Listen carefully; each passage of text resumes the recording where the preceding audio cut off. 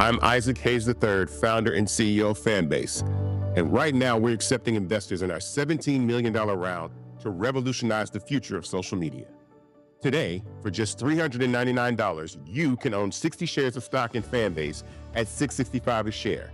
Go to startengine.com/fanbase and invest today. While the big platforms have grown too massive and disconnected from their users, Fanbase is building a platform where creators and users truly come first. We've already raised $4.8 million from everyday investors who believe in this vision, and now you can join them.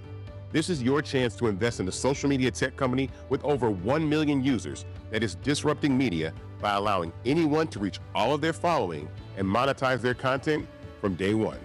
The market is changing, big platforms are failing to serve their users, and Fanbase is stepping up to fill the gap. Don't wait until it's too late. Invest now. Invest for yourself and your future.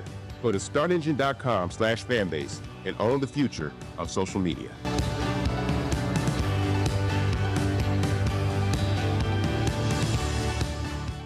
Black Star Network is here. Oh, no punch! I'm real revolutionary right now. Thank you for being the voice of Black America. All momentum we have now, we have to keep this going. The video looks phenomenal. See, there's a difference between Black Star Network and Black-owned media and something like CNN. You can't be Black-owned media and be scared. It's time to be smart. Bring your eyeballs home. You dig?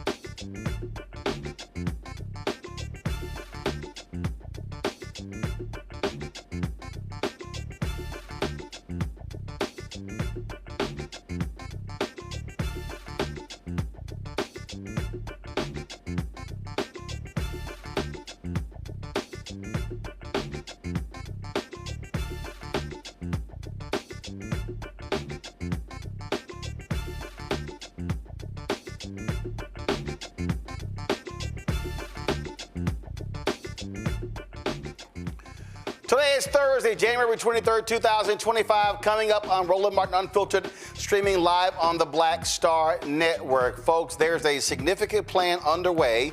The twice-impeached, criminally convicted former President Donald the Con Trump and his associates are on a mission to defund Black America. I'm going to break down for y'all why this is a continuation of what we saw in the first and the second Reconstructions.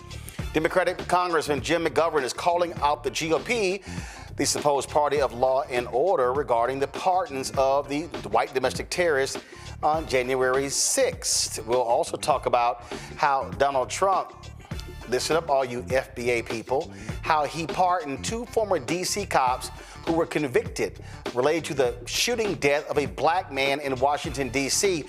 But you also know that they actually tried to cover up what took place.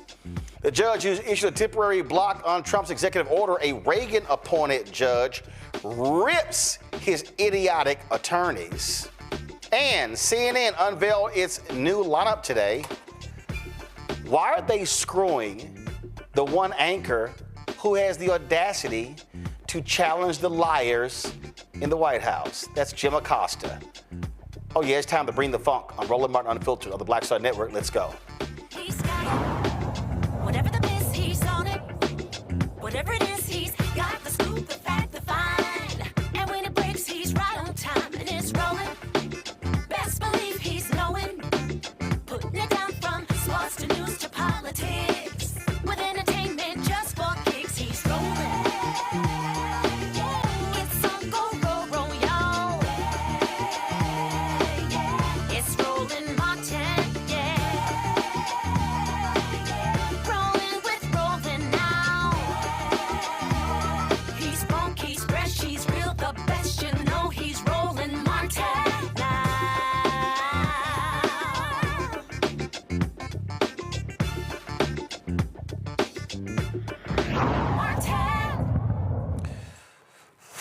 drugs-loving thugs. That's Donald Trump and the people who he pardoned who participated in the January 6th assault on the U.S. Capitol.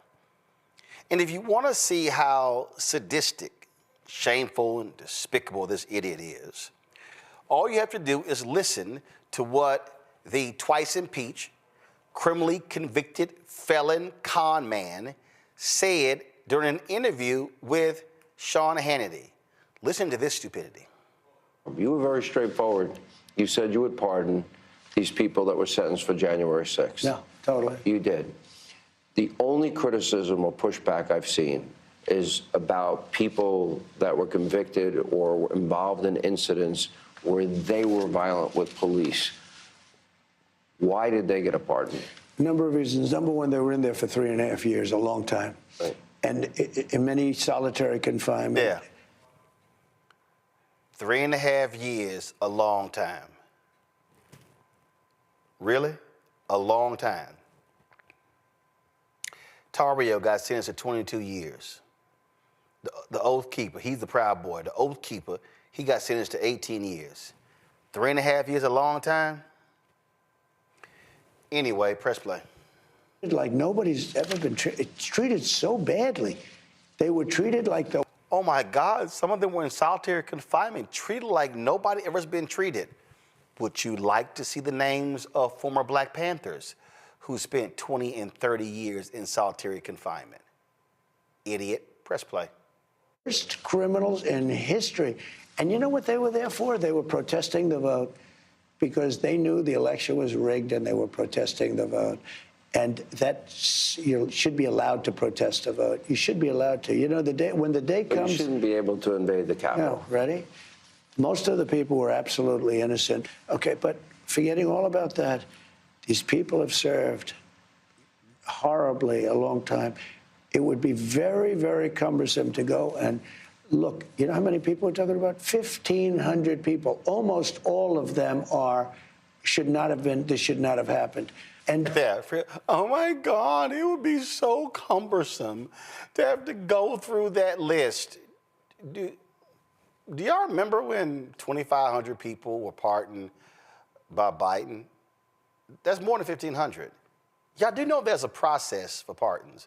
There's literally an entire department in the Department of Justice that actually deals with this. But this was just too cumbersome because y'all know I got ADD and y'all know I don't read. And so I wasn't gonna sit there and go through this case by case. What the hell? I'm pardoning everybody. Press play. I think it's this. Some of those people with the police, true, but they were very minor incidents, okay? You know, they get built up by that a couple of fake guys that are on CNN all the time. Minor. Minor? I'm gonna play a video in a little bit of Senator Chris Murphy describing some of those minor injuries. Press play. Nobody watches. They were very minor incidents, and it was time. You have murderers in Philadelphia. You have murderers in Los Angeles that don't even get any time. They don't even collect them, and they know they're there to be collected. Yes, please, by all means, show me the murderers in Los Angeles and Philadelphia who kill people with impunity and they don't get arrested. Press play. Then they go on television and act holier than thou about this one or that one. You had 1,500 people that suffered. That's a lot of people. That's a lot of people. Those are a lot of thugs. Those are a lot of domestic terrorists. Democratic Congressman Jim McGovern of Massachusetts, let's just say he kicked the Republicans' ass about these pardons. But let me tell you about the people that you can't seem to want to, that you continue to want to defend and who have been pardoned. Here are some of the convicted felons that Trump set free on Monday. Stephen Cappuccio, convicted of 6 felonies, including assaulting a police officer, ripped off Metro police officer Daniel Hodges' gas mask, and at one point during the assault, he said, and I quote, "How do you like me now, mother effer?" Pardoned by Donald Trump. David Dempsey, sentenced to 20 years. He stomped on police officers' heads struck an officer in the head with a metal crutch and attacked police with pepper spray and broken pieces of furniture. He also attacked a fellow rioter who was trying to disarm him, and he has a demonstrated history of political violence, pardoned by Donald Trump. Enrique Tarrio, sentenced to 22 years, former national leader of the Proud Boys, a domestic terrorist far-right militia. He was found guilty of seditious conspiracy, helped plan the January 6th attack, and made sure it was violent, pardoned by Donald Trump. Guy Reffitt, sentenced to 7 years and 3 months. He brought a gun, zip ties, body armor, and a helmet to the Capitol, presumably to try to take hostages in an attempt to keep Trump in office after he lost, pardoned by Donald Trump. Daniel Joseph D.J. Rodriguez, sentenced to over 12 years. He repeatedly tased Officer Mike Fanone, shocking him in the neck multiple times and causing him to lose consciousness and have a heart attack. He was pardoned by Donald Trump. Patrick McCaughey III, sentenced to 90 months. He assaulted police, beat their faces and bodies with riot shields and batons that he stole for them, pardoned by Donald Trump. Peter Francis Stager, sentenced to 4 years and 4 months. He pled guilty to assaulting an officer with a deadly weapon, on video declaring every single one of those Capitol law enforcement officers, death is the remedy. Those are his words. That is the only remedy they get. Pardoned by Donald Trump. Julian Cater, sentenced to 6 years, attacked Officer Brian Sicknick with pepper spray. Officer Sicknick died the next day after suffering 2 strokes. Edward Jake Lang was on trial for 11 charges, including swinging a baseball bat at officers. In addition to his January 6 charges, he began organizing a nationwide network of armed militias in all 50 states, pardoned by Donald Trump. Mr. Speaker, criminals pardoned were not tourists. They were not peaceful. They were violent criminals. And here's just one example. Daniel Ball's case was dismissed today, and he was released from jail. Why was he in jail? He was being held in pretrial detention because of what a judge described as, quote, some of the most violent and serious offenses of any of the charges being brought against participants in the January 6th events, end quote.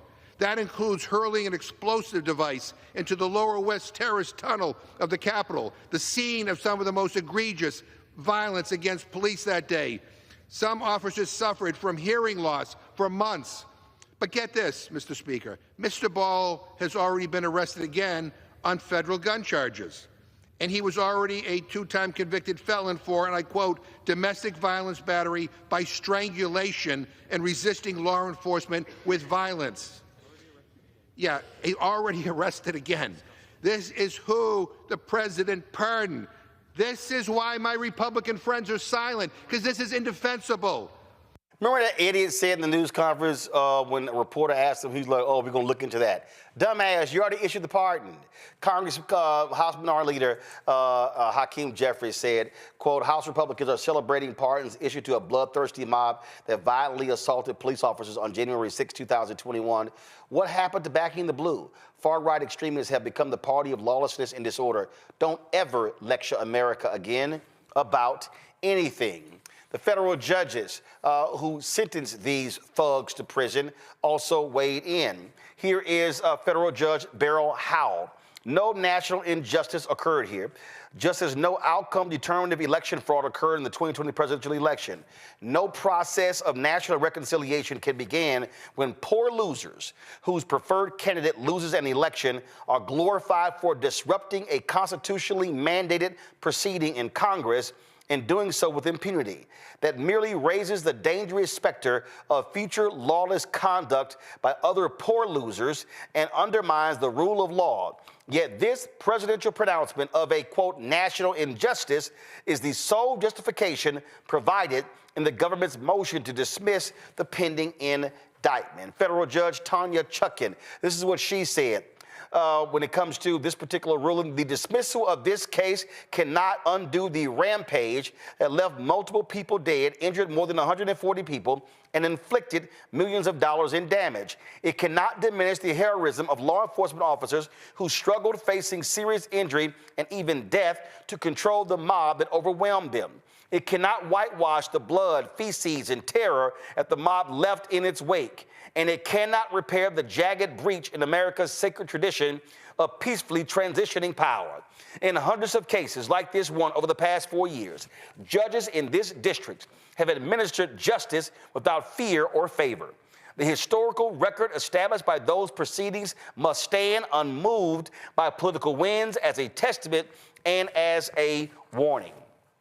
The Proud Boys and the Oath Keeper who were released, they said retribution needs to be had against the judges and the courts when it comes to what took place here. So what Donald Trump has done, he has actually unleashed these thugs on America. While he condemns violent immigrants, what he is doing, he is embracing, loving, coddling, holding, caressing, and kissing the ass of violent white domestic terrorists, and even in the case of Tario, a Hispanic domestic terrorist who chose to unleash their hatred on this country. There are people who are scared. There are family members who turned in their family members who were involved in the thuggish, violent behavior of January 6th. They are now afraid of those family members coming after them. They are afraid that Trump will give them complete cover in all that he does. What we are dealing with, folks, is an unhinged thug. Keep in mind what this thug has also done. He has pardoned 2 former Washington, D.C. cops who were involved in the death of a 20-year-old black man from Washington, D.C. during a police pursuit in 2020. Terrence Sutton of the Metropolitan Police Department was convicted of second-degree murder, conspiracy to obstruct, and obstruction of justice in the case of Karon Hylton-Brown. Lieutenant Andrew Zabaski was found guilty of conspiracy to obstruct and obstruction of justice. Karon was killed in October 2020. The officers say saw him riding a scooter on the sidewalk without a helmet. This prompted the officers to activate their emergency lights and attempt to make a traffic stop. The police pursuit lasted over 10 blocks, during which the officers reached speeds of more than double the residential speed limit. The pursuit led Hylton-Brown into an alleyway, and as he exited, he was struck by an oncoming vehicle. He suffered severe head trauma and died 2 days later from his injuries. We reached out to the attorney representing Karon's mother, Karon Hylton, and were informed that they are not making any comments to the media at this time. D.C. Mayor Muriel Bowser released this statement. Trump pardoned 2 MPD officers involved in a fatal police pursuit, while MPD has long believed that the unfortunate loss of life caused by this police pursuit was best addressed in MPD's administrative processes, not a criminal one. We nonetheless accepted the jury verdicts. We continue to focus on training and discipline to hold our officers accountable to department policy and district law related to pursuits, while keeping our community safe from violent offenders. Now, the MPD, the Metropolitan Police Department, acknowledges Donald Trump's executive action in this matter. The men and women of the Metropolitan Police Department work tirelessly to prevent crime and ensure the safety of those that live in, work in, and visit the District of Columbia. Every day, our members perform inherently dangerous work that requires professional judgment and split-second decision-making. The prosecutions of Officer Terrence Sutton and Lieutenant Andrew Zabaski were literally unprecedented.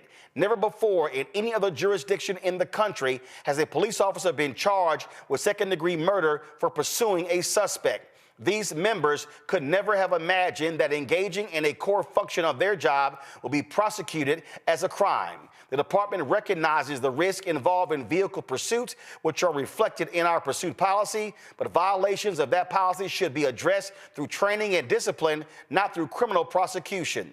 The department thanks Trump and interim U.S. Attorney Ed Martin for supporting our officers. Now, let me deal with this as best that I can.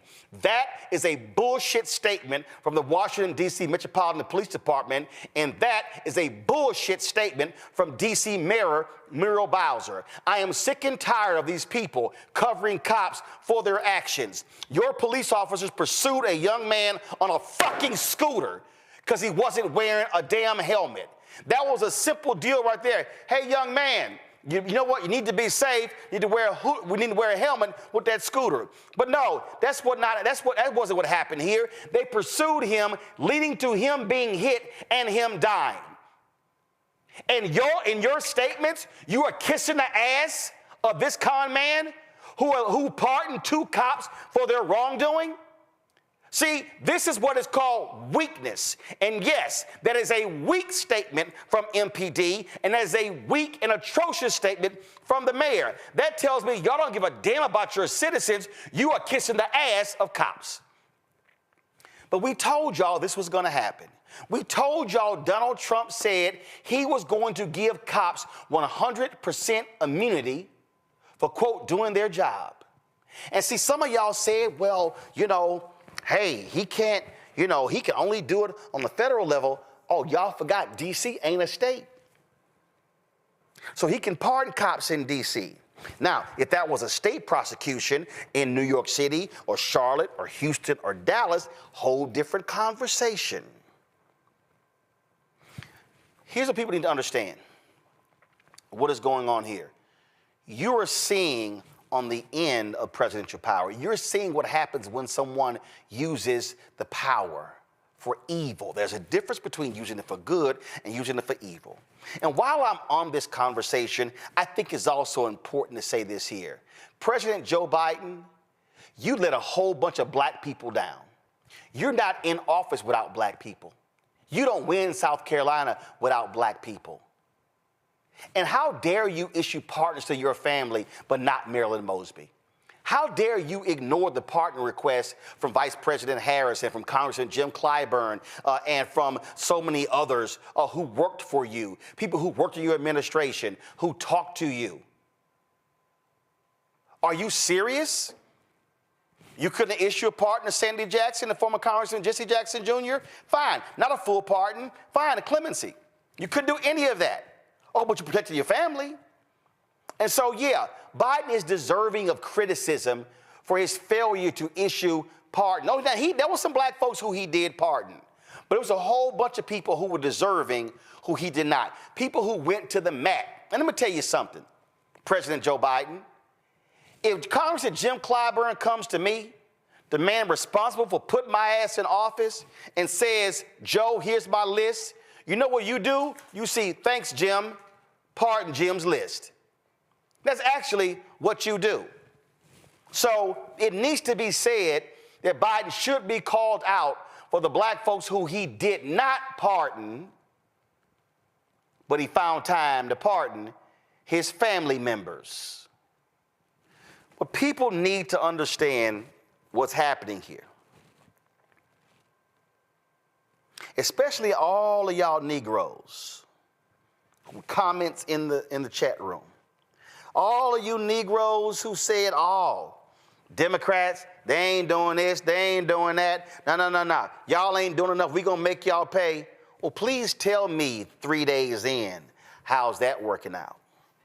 Please tell me 3 days in how that's going. Oh, and I'm just letting y'all know. The Civil Rights Division, do not be shocked. Let me go ahead and put it on the table. Don't you be shocked when Trump's DOJ goes back to unwind every single consent decree that was negotiated by the Biden-Harris Department of Justice. And then what are all y'all Negroes gonna say? Are you that concerned about, because you think another stimulus check is coming your way, which ain't happening? Are some of y'all so interested in tax cuts? If that's gonna happen, you ain't benefiting from that. And so we must understand that when these liars sat there and said, I disavow Project 2025. I don't know what's in it. I don't want to read it. Some of y'all said, see, Roland, I know why you keep talking about it, because, he said he knew nothing about it. But he seemed to hire every single person who wrote it, and they are enacting every single one of Project 2025 policies. See, can't nobody sit here and say, man, we didn't know. We didn't know this was going to happen. Yes, we did. And we told you, and a whole bunch of you shameful, pathetic, so-called black people who are on your YouTube channels, who are on your social media channels, calling yourself new black media. Man, look at them shields. Look at them shields. Look at them shilling for the Democratic Party. But now y'all got lots to say. Now, I saw one of these dumbasses tweeted, I never told nobody not to vote for somebody, but you sure had a hell of a record of running down Biden and Harris and essentially supporting Trump with your comments, you bastard. But see, that's what some of y'all do. Oh, yeah. It ain't gonna, I love it. This ain't gonna be as bad. We survived Trump the first time. We can survive Trump this time. Oh, I remember y'all comments. I remember your post. I remember what you were saying. I remember when y'all were yelling, tangibles or no vote. I remember a whole bunch of y'all who were yelling tangibles who wanted economic opportunities. A whole bunch of y'all who were saying, we got to have, Kamala, Kamala, no, her economic plan, it ain't good enough. Whole bunch of y'all were yelling and screaming about, we need this and we need that, and we want an economic plan just for black people. I'm going to deal with that in a second, the effort to defund Black America. But I need y'all to understand that there will not be any justice for black lives being taken on the federal level for the next 4 years. I don't think, I'm going to go ahead and put it down right now. I do not believe the Department of Justice Civil Rights Division under the twice-impeached, criminally convicted felon, con man, thug Donald Trump. I don't believe they're going to pursue hate crime charges against anybody. If it involves somebody black, y'all, that ain't happening. I don't believe you're going to see them investigate a single police department. I don't believe, now mind you, they only did one last time. A small department in Louisiana. I don't think for a second you're going to see them investigate any wardens, any jailers.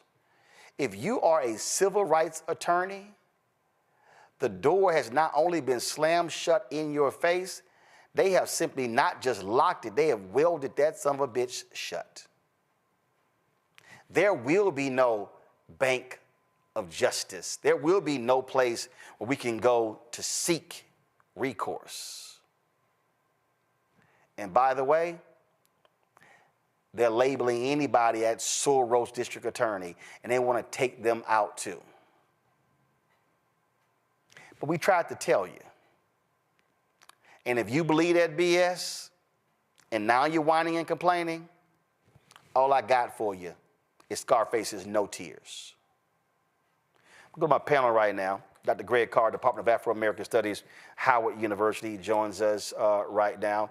Dr. Larry Walker joining us from Orlando, California. Doctor, glad to have you here. Then we got the Gumbo Queen, Dr. Nola Haynes, who's here as well. Yes, I said that. Let me just get right into this thing. And I'm gonna go to you first, Larry.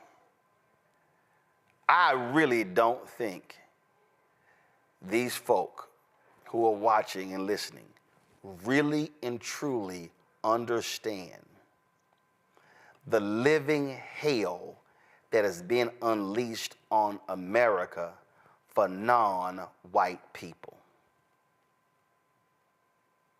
So, Roland, what's happening is a reverse of the Great Society programs and these monumental civil rights laws over the last several decades. And let me be clear, the Great Society programs were civil rights bills that now, even though they were specifically designed to address issues of de jure segregation and, positively impact the lives of all Americans. So we heard a lot of conversation the last 24 hours about the executive order relating to contractors and in terms of discrimination based on race, sex, religion, et cetera. But that's just the tip of the iceberg. It's just getting started here. And so we have to be really clear, like I said, in terms of the progress that Black folks have made in terms of entering the Black middle class, supporting Black institutions. There's an attempt to rewrite all that. The framing is DEI and various other catchy phrases. But the reality is a focus on reversing the gains of the Civil Rights Act. Let me also know, and I know Dr. Carr knows this, we've seen this response to Black progress before, from the Red Summer of 1919 to Richard Nixon and his efforts to make life difficult for Black folks. So this is not new. So I recommend we continue to invest in Black institutions. But it's really important for Black folks to understand we've got literally 4 years of this. And so we need to have a concrete plan of action on how we respond to this and how do we regain a lot of the civil rights we're going to lose over the next several years. And lastly, for those folks who didn't vote the way they needed to vote, you're about to find out like everyone else. And also to the folks out there outside of the Black community, Social Security, Medicare, Medicaid, all of these other things that all people in this country depend on, you're also about to find out. But unfortunately, Black folks will pay the bigger price because of how racism works in America. Nola, you're on mute.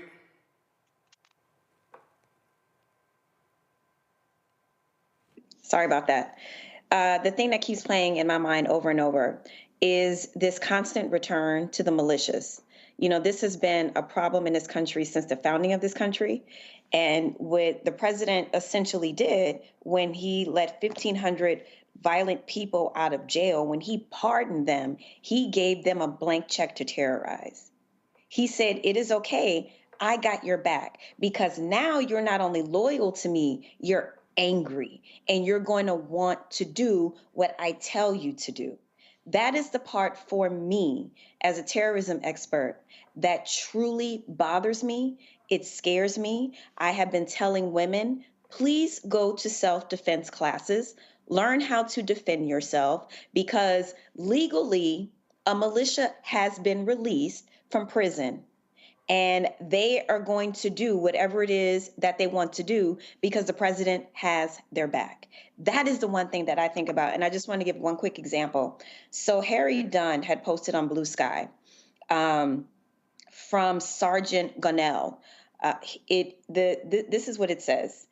Sergeant Gunnell sent me this picture. This is his call log. Each call is an automated Department of Justice notification saying the defendant you testified against is being released from the Department of Corrections. And then it is a long call list of at least 10 times that the Department of Justice called this man to say, the people you testified against, the January 6th insurrectionists, are getting out of jail. So good luck. That's what keeps rolling over in my mind. That is what people voted for. That is people that stayed home and did not vote. That is what the agitators and the chaos agents, that's what you did. While people like us on this show, we weren't just ranting and raving. We weren't being histrionic. This is experience. This is expertise. And we tried to tell you. And so we're now, all of us are finding out. Greg. I agree, of course, with what has been said. And Nola, thank you for saying that. Our brother Mike Harriet wrote a column in his website, Contraband Camp, where he said, they F around, we find out. So we will bear the brunt of this. And I just want to reiterate something. I think people have heard me say this many times everywhere. I have no investment in this criminal enterprise. There's an accident of birth. We were drugged here in chains. And so it has to be renegotiated. My support of the strategies that we have all, as you say, Nola, have been talking about now for a couple of years was based on one thing and one thing only: self-defense. Another way, harm reduction. Well, we're in it now. And now that we're in it, and I can't wait to hear you walk through Reconstruction and make the comparisons, Roland, this is a criminal enterprise that was always headed here. Now, if you didn't want to do it the easy way, then let's dance the hard way. And here's what we're seeing. This is, and that was to my friends, as Gerald Horn calls them, our friends on the left. In fact, Roland, maybe you can reach our brother Cornel West. Time to talk, Cornel. You were talking a lot before the election when you ran for president. Let's talk now, because we were going to try to do it the easy way. Now we do it the hard way. Martin Luther King is not a hero because he did the easy thing. He didn't run for president. He said, "I'm not a politician." He did the hard thing. So let's get Brother Cornel in. Let's hear what he has to say now. That having been said, what for these January 6 folk, the pardons are about one thing before anything else. And of course, Donald Trump didn't read any of them. When you read Project 2025, you understand we're in stage 4 now. Stage 1 was the plan. Stage 2 was putting the database for people together. Stage 3 is the one that's got everybody in the federal government nervous. When they switch out after the boot camp, they do their job. And then Part 4 is what we're seeing now. He's just signing things. He didn't read it. He didn't sign, because all that's being implemented. But here's the thing as it relates to what we saw with these Proud Boys and these Oath Keepers and everyone else. They're normalizing something. They are establishing a definition for what it means to be an American. Yep. That's why they take Spanish off the website, as you wrote in White Fear. This is why you go on the White House website now and it looks like a damn garage sale with eagles and bodies. Shit. I mean, it's what it looks like. They're establishing what it means to be an American. Understand that. Once you do that, you're tapping into a vibe. And so what we are headed for, we had a cold civil war. It's now heating up. So when you heard him with Hannity say, ready? In other words, I don't care what you're talking about. Let me tell you what's going on. Absolutely innocent, meaning this is what it looks like to be innocent. They were trying to come for your whiteness. So you had to fight it. When he says, a couple of thugs here, and then he called Brother Karon Brown an immigrant. In that same interview, he said, well, they were chasing an immigrant. So when he is talking about people who are criminals, he's saying, I'm talking about the people who are not white. And when you hear the Congresswoman from WrestleMania here in Georgia say that we need to build more prisons, they're talking about us. Now, what are the implications of this? Well, it's pretty simple, quite frankly. By the way, Terrence Sutton and Zablaski, they get pardoned. That's step 1 to pardon these January 6 folk. Step 2, and this is where people's heads are going to explode, except those of us who see what this is. Wait till they come to the White House and get their medals. When you heard, Enrico Tartario said that January 6th should now be declared Patriots Day. Wait till they propose a national holiday. Juneteenth, whatever. We're going to have Patriots Day. It's going to be January 6th every year. But here is what happens next. News from Mexico this week. Claudia Sheinbaum, they are building huge facilities along the U.S.-Mexico border. They have at least tents and facilities, permanent kind of tents, in 9 cities. It's under something that they're calling the Mexican government Mexico Embraces You plan. What does that mean? You see, as the United States goes into this nativist phase, guess what? Mexico is left with 2 choices. 80% of what they produce in Mexico is absorbed into the United States. Well, guess what? Here comes Xi Jinping. Y'all ready now? Okay, let's move that way. Donald Trump talking about is Spain in the BRICS. Guess what they're doing now? It's time now to knock the United States off the square. It's been an illusion that they were the only power for probably 30 years. Now it's time to make that real. Canada is scrambling now, trying to figure out how to make overtures. What these fools are getting ready to do. And I can't say that I am not I'm very enthusiastic about it, quite frankly. There'll be some pain, but I'm very enthusiastic about it. They're getting ready to tear it up, friends. They are getting ready to tear it up. And how many times have you heard us say that? But guess what? They F around. We're going to find out. They're going to find out, but they don't care. So this isn't about appealing to any common framework. There is no common framework. What they're telling you right now, in the words of the 19th century and Reconstruction, this is a white man's country. Deal with it. And we are going to deal with it, friend, because it's not a white man's country. It's not a white man's world. And you know who's going to find out at the end? These white boys. So, folks, we're going to take a quick break. When we come back, I'm going to further explain what this defund Black America is all about. But I need to keep telling y'all, this ain't the first time we've been here. This is literally American history. But too many of us have seemed to forget. I'll be right back on Roland Martin Unfiltered on the Black Star Network. What's up, y'all? Look, Fanbase is more than a platform. It's a movement to empower creators, offering a unique opportunity for everyday people to invest in Black-owned tech, infrastructure, and help shape the future of social media. Investing in technology is essential for creating long-term wealth and influence in the digital age. The Black community must not only consume tech, we must own it. Discover how equity crowdfunding can serve as a powerful tool for funding Black businesses, allowing entrepreneurs to raise capital directly through their community through the Jobs Act.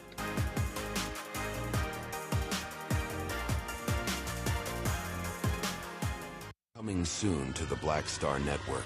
Well, y'all, when you're on that stage or when you're and you're seeing 2 and 3 or 4 generations in the audience, that's got to speak to you about the power of what y'all have become. Oh, most definitely. I think we were doing our show before our break, and remember, I was watching this kid. I could not take my eyes off him because he was about 9 or so. He was sitting in the front row with his over on the right-hand side. Yes. I was amazed that this kid knew everything, and I was like tripping to see how many songs this kid actually knew. And he knew them all. And he knew them all. We had to go over there and bring him on stage and take a picture with him, at the end of the show and stuff, because it was just that amazing. It's like, this is crazy.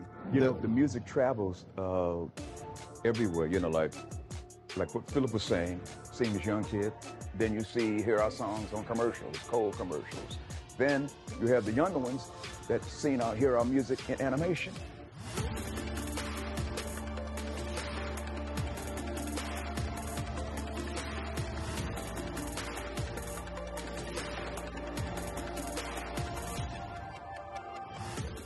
Sherry Shepard with Sammy Roman. I'm Dr. Robin B., pharmacist and fitness coach, and you're watching Roland Martin Unfiltered.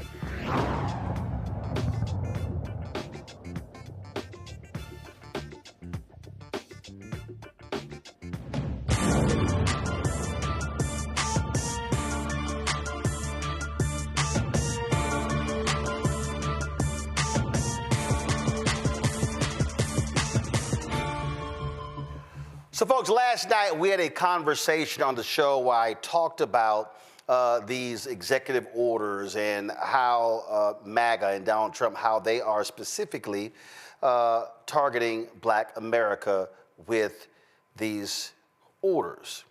Now, many folks are like, well, man, I don't know about all of that.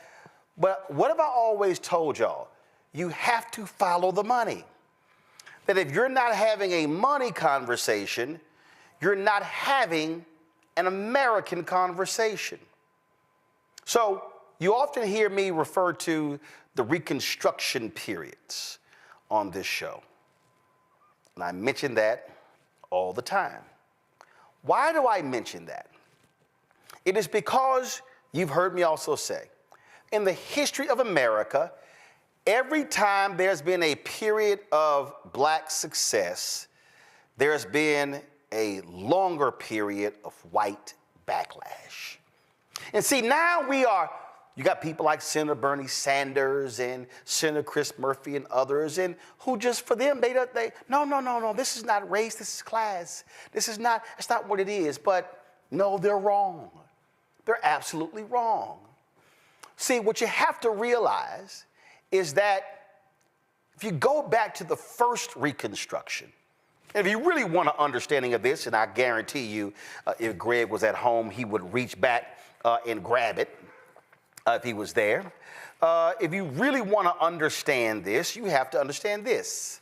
This is called Black Reconstruction in America, 1860 to 1880, written by W.E.B. Du Bois. This here, y'all, for those of you, if you include the bibliography, if you even include the index, this is a 746-page book where he talks about the period of Reconstruction. What is the period of Reconstruction? It is that period after the end of the Civil War when you had a focus of the radical Republicans, which is not today's Republican Party. The radical Republicans, and if y'all really want to learn some history, go look up Thaddeus Stevens. These radical Republicans, they had no interest in bipartisanship. They wanted to change America. They said, damn the other people, we got the majority, run the bills through.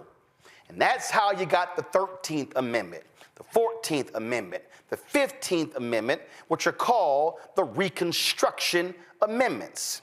That's when you begin to look at the Civil Rights Act that was passed in the 1860s that provided a framework for African Americans to be able to access, listen to y'all, contracts.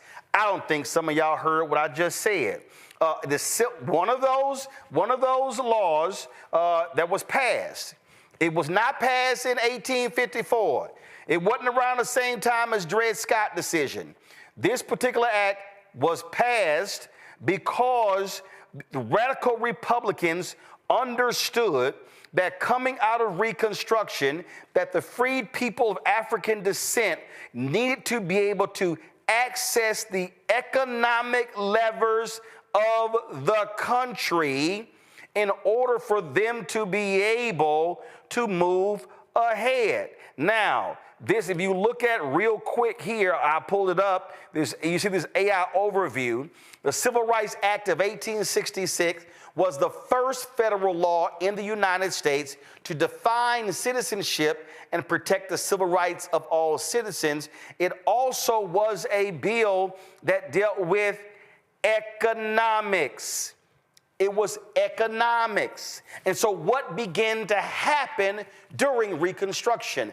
I would argue at the Reconstruction period, the first one, is the most successful period in the history of America for people of African descent.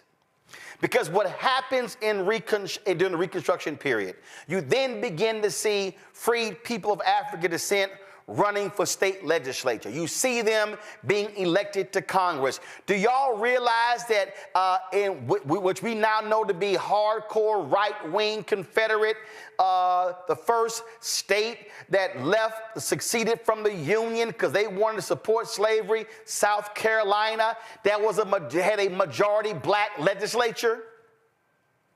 Because you know why? The black folks at the numbers. Do y'all even recognize that taxpayer-funded education is a result of those free people of African descent putting it in the state constitution? James D. Anderson's book, The Education of Blacks in the South, 1860 to 1935, details that. You then begin to see, I know a lot of people get caught up in 40 acres and a mule, but black folks were not waiting on 40 acres and a mule. They began to acquire property. They began to open businesses. You then begin to see, we talk about Black Wall Street in Tulsa in 1921 burning down. You literally had Black Wall Streets happening all over the country beginning during Reconstruction. But what then happened? And you can look at Eric W.B. DuBois' book, or if you want to, you can read Eric Foner's book, Reconstruction, America's Unfinished Revolution. He has it from 1863 to 1877. 1877 is kind of important. I'm about to get to it. So what then happens? All of a sudden, you begin to see African Americans creating opportunities, but passing bills. You begin to see them building things and doing things and opening schools. And all of a sudden, you begin to have white folks who then go, you know what? That's enough. We done enough for these Negroes. Listen, we about tired of hearing about all this stuff we need to do. Yeah, I know we had them enslaved for 200 plus years, but can we just move along? We don't have time. White America started getting tired of doing things for those people. We've done enough for those people. Then there's an election, 1876, a contested election. Sounds quite familiar. And so the Republicans and the Democrats then all of a sudden begin to say, well, you know what? The Democrats say, well, hey, why don't we do this here? We're going to let y'all go ahead and y'all can go ahead and y'all had a presidency.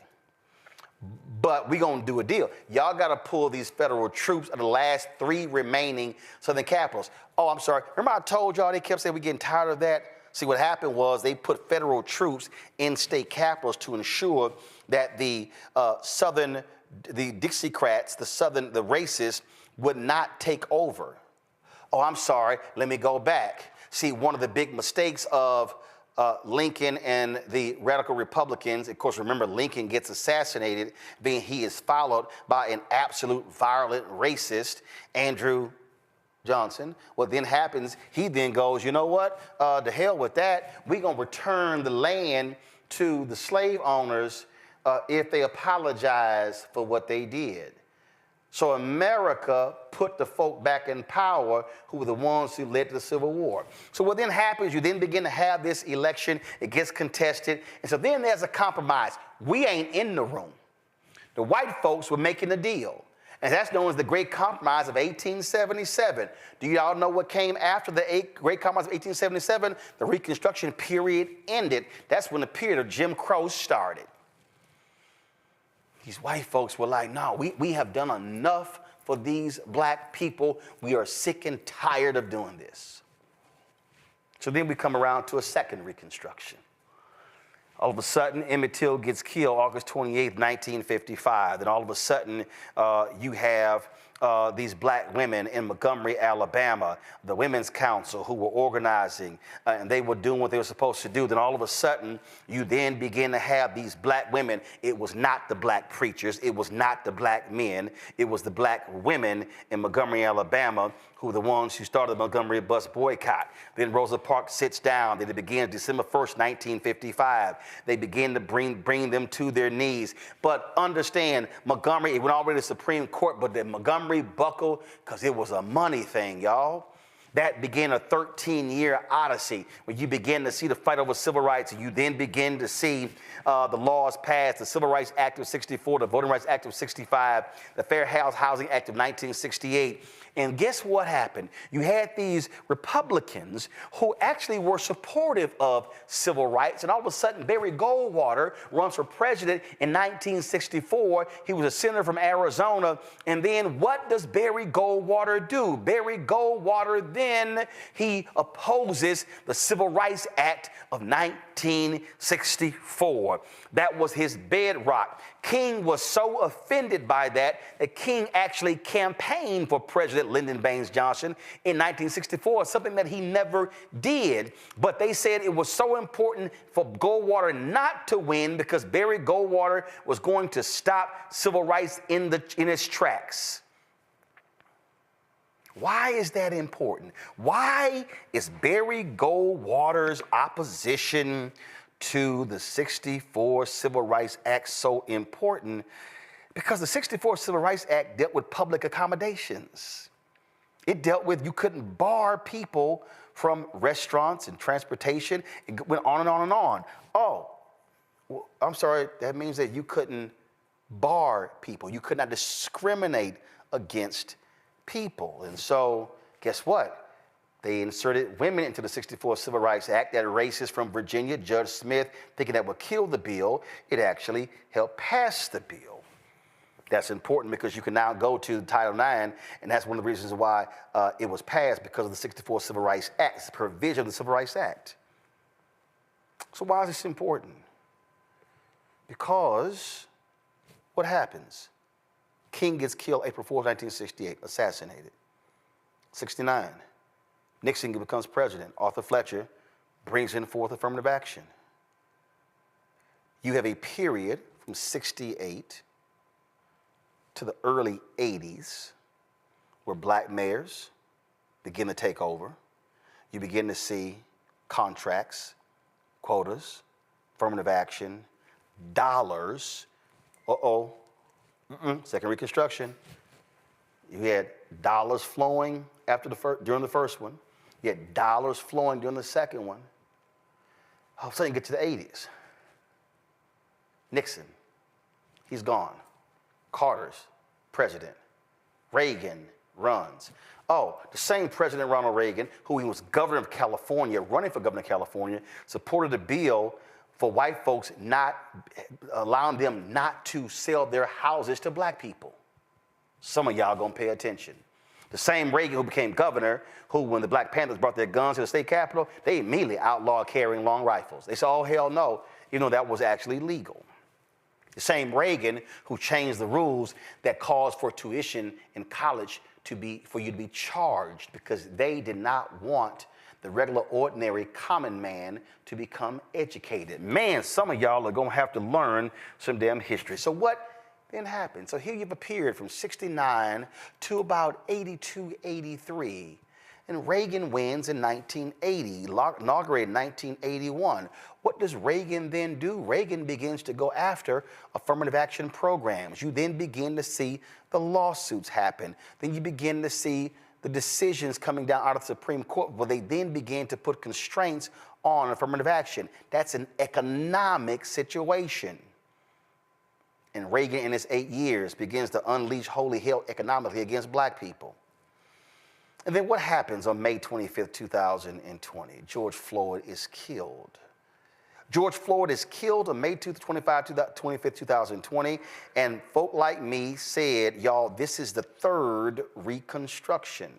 We said in that aftermath that unlike the first two, which largely focused on civil rights, although economics was a part of it, this should be solely focused on civil rights. What happens in the aftermath of the murder of George Floyd? You begin to see white people and Latino folks, and you begin to see Asians protesting, shutting companies down, forcing them to make economic commitments to be change agents. And white conservatives went, oh shit. We can't have this. We cannot have a generation or two of young white people who are reading and being educated about the real history of America. There's no coincidence. The attacks on critical race theory comes after George Floyd's death. Oh, some of you may say, well, I still don't understand. I think what's the deal here? Because the attacks on CRT and the attacks on wokeness were all designed to drive a wedge through conscious white people and the folk who wanted to keep the system the same. You had white people in companies who were forcing them. Adidas announced a $10 million commitment, and the white folks in the company lost their minds so much the next day the CEO said, oh, it's going to be $100 million. Companies pledged 30, 40, 50, 60, 100 billion in economic commitments in the wake of the death of George Floyd. And then the right said, no, we cannot have this. Oh, no, hell no. Remember, May 25th, 2020, Trump was in the White House. We cannot have this because if we have this coalition of young white people who now all of a sudden becomes conscious, who all of a sudden becomes awake, then all of a sudden we are guaranteed to lose elections in the future. And so what do they then begin to do? They begin to complain about books. They begin to complain about what they're seeing in libraries, and what then happens? They begin to run for school board. Moms for Liberty begins to rise up, and so they take all of that fury in 2021 and begin to win, and that goes into 2022. It sets up the return of Donald Trump. But what a lot of people have been missing is that Brown versus Board of Education decision in 1954 leads to, of course, in 1955. And all of a sudden, you begin to see the changes made by those federal judges. And so the hardcore right goes, damn it, We got to combat this. And the civil rights laws beginning to come in 1960, and they said, no, we can't have this. And then all of a sudden, because of what black people did, fighting for civil rights, and then it was black people's fighting for civil rights, which opened the doors for immigrants to be able to come into the country. Thank you, Indian Americans. You're welcome, Pakistani Americans. You're welcome, Asian Americans, because that's black people make that happen. Then the white folks said, oh, hell no. This all of a sudden, this multiracial America, we ain't having that.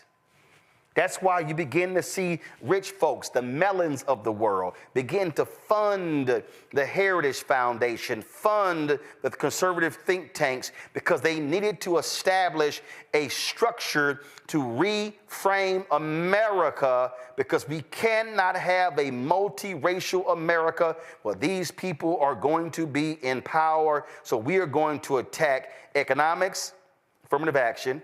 We're going to attack voting rights. We're going to attack everything which is the underpinning of the society. All these things happen, which is why, folks, you have a Robert Mercer, billionaire, funder of Breitbart. What does he do? This is what he said. Go to my iPad. Mercer often argued that the 1964 Civil Rights Act was a mistake. According to the New Yorker, a former employee claimed that Mercer asserted repeatedly that African Americans were better off economically before the civil rights. Mercer allegedly claimed that black people were racist, and they were no more racist, that there were no more white racists. He said black people were racist and that there were no more white racists. That's the billionaire Robert Mercer, who was one of the biggest funders of Donald Trump in his 2016 election, who was the chief funder of Breitbart. This election, you had Charlie Kirk, the CEO of Turning Point USA, who was organizing and galvanizing young white folks on college campuses all across the country, especially young white men. This is what Charlie Kirk said about the 1964 Civil Rights Act. Be clear, created a beast, and that beast has now turned into an anti-white weapon. Yeah, and that's the reality. And so we just need to fundamentally relook at a lot of our civil rights legal regime. And without that, even though I don't think it's sort of the magic bullet, but I think without that, there's limits to the amount of progress we're going to make. Let's talk about discourse and dialogue. This topic would have been even more forbidden 4 or 5 years ago, but it's now becoming in more and more mainstream circles. Is that because the problem is becoming worse, or but our side is more courageous to confront it? Did y'all hear that? We couldn't talk about this 4 or 5 years ago, but now we can. That's a person who literally has the ear of the person sitting in the Oval Office. We do not understand that the executive orders that have been issued this week, the attacks on affirmative action in colleges and admissions, they are getting rid of programs, scholarship programs. They're getting rid of internship programs. They're getting rid of access. What this is about is the complete attack. And this is the goal of exactly what they did in 1877. This is no different than when the white racists in Mississippi convened the Constitutional Convention in 1890. And they said, we cannot let these niggas keep voting. Oh, I know, I'm sorry. Supreme Court Justice John Roberts, he doesn't use that language, but it's essentially what they did when they gutted Section 4 of the Voting Rights Act. The attacks on Section 2 of the Voting Rights Act. Do understand, right now, you have at least 4 Supreme Court justices who would love to completely get rid of the 1964 Civil Rights Act. And why this is important is because the 1964 Civil Rights Act is the enforcement mechanism that has led to all of these changes for Black America since that period. So what they understand, if we assault the 1964 Civil Rights Act and get rid of that, and then we completely get rid of the 1965 Voting Rights Act, what we have effectively done is gutted Black leadership and African Americans from being able to take advantage of what happens in this country. So while a lot of y'all are bullshitting around on whether you can be on fucking TikTok, while you're getting caught up in some bullshit housewife, while you're having your fucking MJ and LeBron debates on who's the GOAT, there is literally, as we speak, an entire focus to gut every single civil right and economic gain that we have had since 1964 because they are pissed with those three acts. They're pissed with the Brown versus Board of Education Act. You have voucher bills that are being pushed in Texas and Tennessee and other places to gut public education. What we have to understand is there is a vicious assault to completely defund Black America. So why did I wear what I'm wearing today? We had this sister on the show. She launched her own athletic apparel company, shoe company as well. So what I'm wearing, y'all, is all Black owned. Well, we have to understand, King talked about it in his sermon on April 3rd, 1968. What do you think this was about? Operation Breadbasket, an untold story of civil rights in Chicago, 1966 to 1971 by Martin Depp. This was about the money.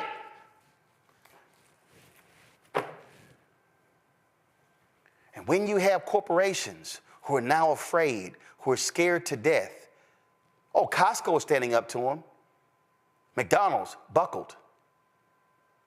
Walmart buckled. Jack Daniels buckled. If you want to understand what Black folks should be doing, every Black person right now should be saying, the hell with Jack Daniels. Don't ever buy Jack Daniels again. You don't want to stand with us, especially when you are a company that even exists because a Black man showed you how to do it. We should be saying, get Uncle Nearest. Black folks should be saying, Hennessy, where do you stand? Yeah, we're going to stop drinking your stuff too. The only way we are going to counter what is happening right now, this effort to defund Black America, is to say, keep playing with us, we're going to defund your company. Because there are companies that depend upon Black market share.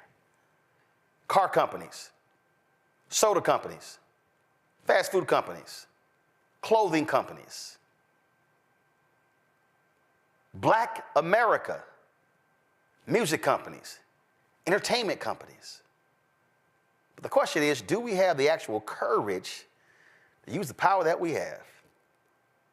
Greg, I'm going to go to you first because we don't. This is about the money, and the money is about power, and the power is about control. And they are executing an agenda, a radical agenda that will absolutely do economic harm to Black people for the next century. Yes, absolutely. I think it was a masterful walkthrough, Roland, very necessary. An important level set for folks who really think this is about one election or one candidate's policies or whether you like their spouse or whether they smoked weed when they were in college. Silly things, as you said. The framework that you laid out really helps us connect the dots. This entire, when I call the United States a criminal enterprise, it's not an original criminal enterprise. It is an extension of a half millennium of criminal enterprise called the modern world system. This is a process that did not involve the entire world, that came out of Western Eurasia, what we now call Europe, that combines culture and commerce and politics in terms of state formation. So when we talk about Spain and Portugal, we talk about Holland, we talk about England and France, and we're not talking about Germany because Germany hasn't formed in a way, and that's what World War I and World War II about. Basically, they were like, we didn't get the jump that y'all got, riding African peoples back into modernity. That's what, of course, Howard French is writing about in his book, Born in Blackness. But what you just laid out for us, it's about the money. You're absolutely right. And the money is a proxy for a larger concept of economics. There is no concept of citizenship that comes out of Africa. The ancient Egyptians did not have a concept, at least one has not been discovered yet. Certainly a concept of belonging and being part of community, but the concept of the civitas, the concept of the polis that comes out of Greece and Rome really find voice in Western Eurasia as these people began to fight. And by these people, I mean the rich, the elites, began to fight. This is what Magna Carta was about in the 13th century, began to fight over resources. That's what drives land poor and resource poor Europe into boats to go visit this cancer on the rest of the world. And what does that have to do with us right now? Well, the United States of America, and with all due respect to a concept of a 1619 project, it isn't just the British in Virginia, it's the Spanish in what it becomes South Carolina and New Mexico. It's the French in the Mississippi Valley. It's the Dutch in what we now call New York, that was New Amsterdam. They are trying, in other words, to colonize the world for profit. And when the dust settles after their colonies turn on them, the most prominent set of colonies turning on the home country being, of course, the so-called American Revolution, which was fighting over property, now you have the problem that you've introduced us to, Roland. What do you do with people who entered this legal framework as property? This is the Federalist Papers. This is the debates over the Constitution. We are not people. Understand that the idea that Africans are people is a radical concept to these Europeans who saw us the same way they saw the chickens and the gold and the silver and the cotton and the indigo. So what do you do with these people? And here is the problem that they had. You couldn't kill us, and you needed our labor to continue your criminal enterprise. So, Roland, when you laid out the Reconstruction and the Reconstruction amendments, that is the critical thing. When you evoke what is a property document. Understand the U.S. Constitution isn't about rights. It's about rights to make profit. It's a property document. It's a document about free enterprise. It's a document about trade. Private property is the central concept for the criminal enterprises of these people from Europe and their colonies. And what they codify in the three branches of the federal Constitution is a concept of private property. But one problem.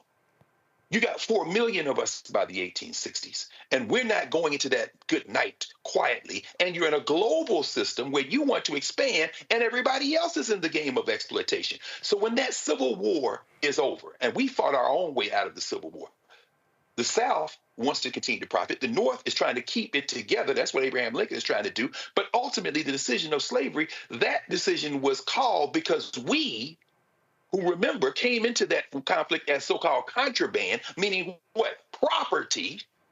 We took the step to free ourselves. That's what, as you say, Du Bois is writing about in Black Reconstruction in America. The Civil Rights Act of 1866, you see the conflict codified. Why? Because they're saying that African people coming into this now will have a concept of citizenship to beat back that Dred Scott concept, where Taney doubles down on the idea that we're property. They say, part of that language, which is why Byron Allen seized on it, is that we will now have not just political rights, but the right to make and enforce contracts. Now Africans are in the legal universe no longer as property. Sure, citizenship is emerging, but now there's an economic stake. This is a problem.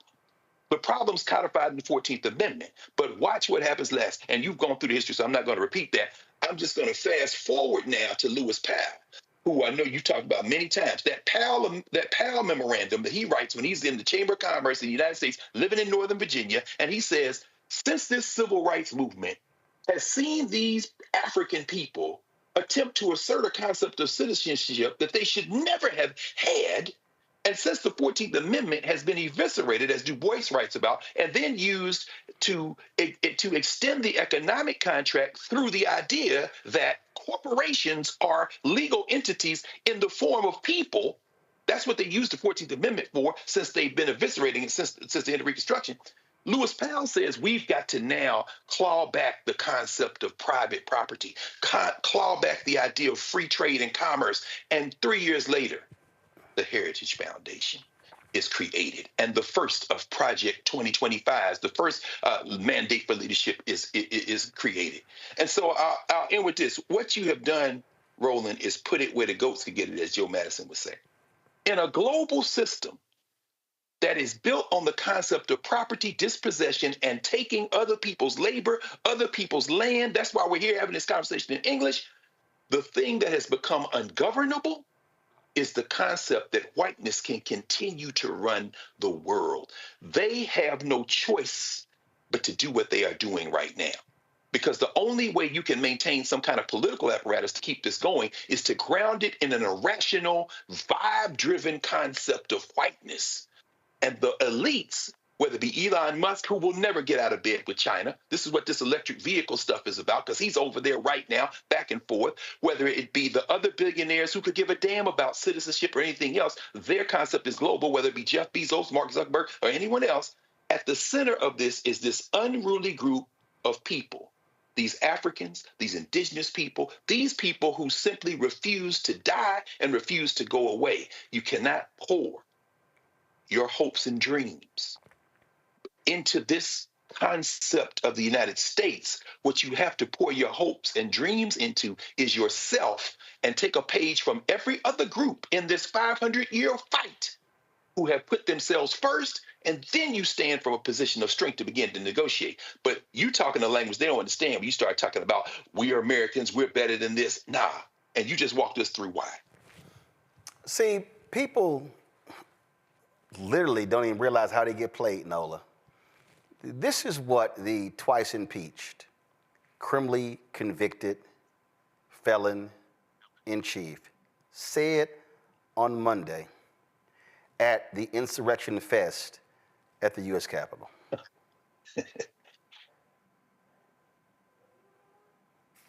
Guys, the video from the inauguration. You had it up earlier. Yes, the video from the inauguration. They're requested when he thanked black people. We had a powerful win in all 7 swing states, and the popular vote, we won by millions of people. To the Black and Hispanic communities, I want to thank you for the tremendous outpouring of love and trust that you have shown me with your vote. We set records, and I will not forget it. I've heard your voices in the campaign, and I look forward to working with you in the years to come. Today is Martin Luther King Day, and his honor, this will be a great honor, but in his honor, we will strive together to make his dream a reality. We will make his dream come true. And what did that liar do? Gut the very things that King fought for. And if you black and you fail for that bullshit, you are a dumbass, Nola. He couldn't even get it out. He couldn't even finish the statement because it wasn't authentic. He couldn't even finish the end of the statement that we're going to make his dream come true. Lies. Lies. And, you know, I'm so happy that we're talking about Du Bois because, you know, in the great debate between Booker T. Washington and Du Bois, in many ways, I am a Du Boisian. And I'm going to kind of come back to this MLK, this kind of worship, you know, at the altar of MLK when it's MLK Day. And I would also say, you know, don't be surprised if they circle back and try to not make MLK a federal national holiday. I'm gonna just go ahead and put that out there. But, you know, as we're having this conversation, you know, Roland, as you're walking us through the different reconstructions, the one thing that is rolling around in my head, and Greg made so many salient points, that question that Du Bois asked in The Soul of Black Folk, how does it feel to be a problem? It is a question that is so salient in this moment, because what you're talking about is Black people have been a problem in this country since the day we were stolen from Africa and brought here illegally. We have been a problem because you can't get rid of us. Everything has been tried. You treated us like cattle. You enslaved us. You put us on plantations. There was Jim Crow, Black codes, everything you can think of. We have survived. And every time we surpass a little bit of surviving and maybe get to thriving, to your point, it is completely taken away from us. And, I had posted something on my Instagram, not the popular speeches from MLK, but it was this one quote that he said, basically, how dare you ask of a man to pull himself up by his bootstraps when he does not own any boots? That's paraphrasing. And so essentially, this is this is the story of Black person, the Black person in America. How do you expect us to continue to fight over and over and over and over when people are constantly trying to steal our boots? The raggedy boots we may have on, that we are proud to wear, and they are constantly trying to take our boots. And I'm such a Du Boisian. I actually have him on my international relations and race syllabus, something that I got a lot of side eyes for, but I don't care. But you really have to think about this in a context of what we've represented from day one in this country. And also, I'm going to bring in Barack Obama into this. The fact that that Black man was the president of this country and pretty much went 8 years unscathed, no major dramas outside of the tan suit, him and his really Black wife, that did something to white America. It drove them insane, right? It literally drove them insane. So everything that we're seeing is successive. Everything is successive. And you want to even go further back to that. I always tell people, if you've never seen BlacKkKlansman, please watch BlacKkKlansman and watch it until the end. Because what Spike Lee does at the end of that movie with David Duke and how they have been generationally trying to get to a Project 2025 moment, they have been putting in the work for generations. They have been reworking and retooling. And this is where we are now. We've made too many strides. There's been a Negro as a president. Oh, no. No. These Black folks are being way too fancy. Way too fancy. We have to snatch their boots. And this is a moment that we're in right now. The snatching of the boots. When you told us to pull ourselves up by our bootstraps, oh, but that's DEI, right? That's not merit. We didn't deserve any of those boots that we put on ourselves. So here we are again. They're trying to make us bootless. But what we do know is how to be a damn problem in the United States of America. See, Larry, I love these people, especially my haters, who out here, Larry, they were, Roland Martin trying to tell y'all to vote and why you gotta vote and all this. Guess what? The conservatives were waiting for us to be stupid. The conservatives were waiting for us to sit on the couch. For all y'all smart asses out there, let me help y'all out. Do y'all know the justification that Chief Justice John Roberts gave for gutting Section 4 of the Voting Rights Act? It came post-election of Obama. He said, well, since they voting in record numbers, there's no need for Section 4. And guess what has happened since 2012. Our vote numbers went down in 2014, in 2016, in 2018, in 2020, in 2022, in 2024. We didn't show up in Louisiana, and guess what crazy deranged MAGA Jeff Landry was elected. There are more eligible black voters in Texas than any state in the union. And guess what? We barely are hitting 50%. Even in places like Atlanta, where you should be seeing turnout at 50 and 60 and 70 and 75%. No, we're seeing turnout in the mayoral elections at 18, 20, 22, and 26. And so what these conservatives are sitting here doing is saying, thank you, thank you.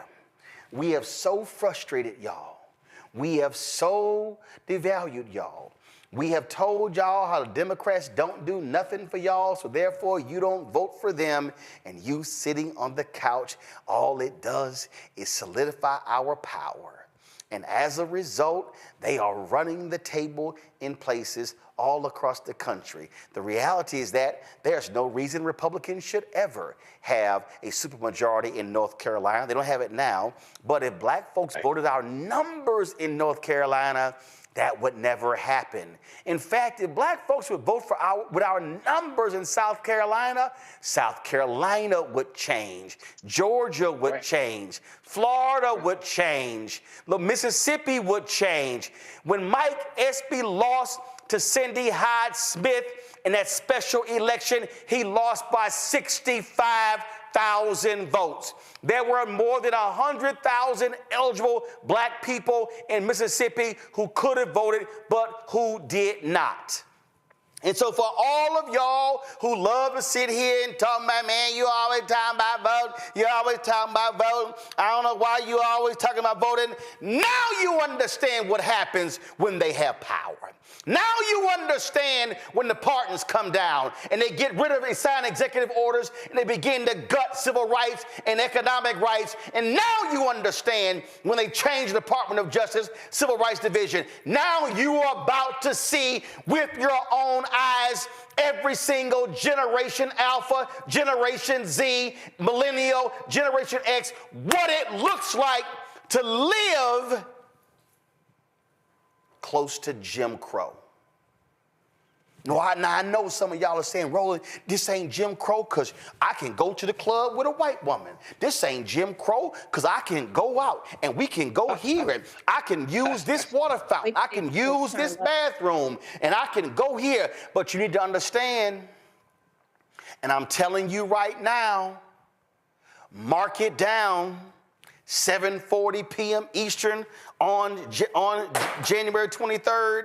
A year from now, you are going to see a dramatic drop in the number of contracts that black businesses have gotten from the federal government. You are going to see a year from now a dramatic drop in the contracts that black-owned businesses will receive from corporate America and from state governments and from county governments and city governments and school districts. You are about to see an economic calamity come down in black America because too many of us sat our asses on the couch, chose not to vote because we said, well, if I don't get nothing before I vote, then I'm not going to vote. Now you are witnessing with your very eyes what happens. And then what you have are some of these same people who I saw your tweets. Well, I'm saying that we got to do for self. We got to do for self. Let me explain to you, everybody who keeps talking about doing for self, please explain to me how you are going to do for self in an industry that requires contracts. Please tell me how you're going to do that. If you do not have black companies that control every aspect of the supply chain, then you cannot do for self. And so you cannot show me how in America that if black folks then begin to shut out of contracts from federal government, state government, county government, city government, school districts, How are you going to do that? Right now, you have an assault on federal workers because of MAGA. Black people over-index in federal worker jobs.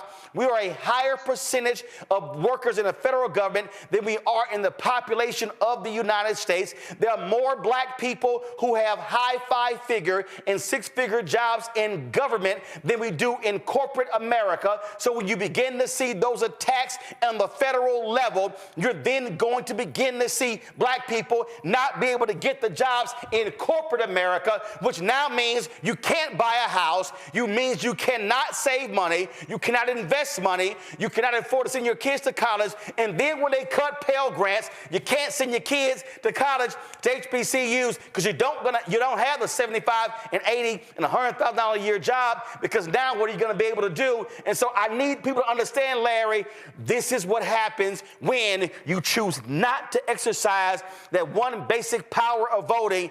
Then what you begin to do is lead to an economic catastrophe in the black community, and all of the work that people put in to create even what we got, which was not perfect, we are about to see, and I'm telling y'all it's happening, we are about to see not an erosion of what we built up. You are about to see an economic catastrophe that will take another century to rebuild. You know, Roland, you give the harsh reality for where we are right now, as you know, in terms of the black community. And essentially, before the election, people dismissed a lot of racist rhetoric and said it was nothing, ignore it. It won't have any impact about our livelihood. But some folks, and particularly I'm talking to the brothers out there, 21% of brothers who voted in the wrong direction. Essentially, what you believed is that it's okay to be like a lived-in hostage, because that's essentially what happened is black folks would be like lived-in hostages. Because you talked about the economic impact, and this is connected to the political impact. I also want to mention when you provided that timeline, one of the things we need to do, what's really important, is folks need to make sure they educate themselves. So I'm going to recommend you read Just Permanent Interest by former Congressman and CBC, one of the founders of CBC, William Clay Sr., in terms of understanding it, in terms of where we started, where we are as a black community. And so Roland, your point about how long this is going to take in terms to reverse all these issues that we want to deal with as a community. And I don't think folks are really prepared. We've seen in the last 48 hours, it's essentially kind of like a shock and awe in terms of the executive orders. But we talk about there's a significant number of black folks who work for the federal government, not only in the D.C. area, but throughout the United States. And so you see, essentially, put out a rat request if there are any DEI programs that they think they missed. If you don't report it, they're going to fire you too. So now you're going to have folks turn on other people who maybe have nothing to do with DEI, submit their people's names, and they may lose their job. And of course, these folks are going to be disproportionately black. So what does that leave many people in our black community, in our community, as it relates to economics?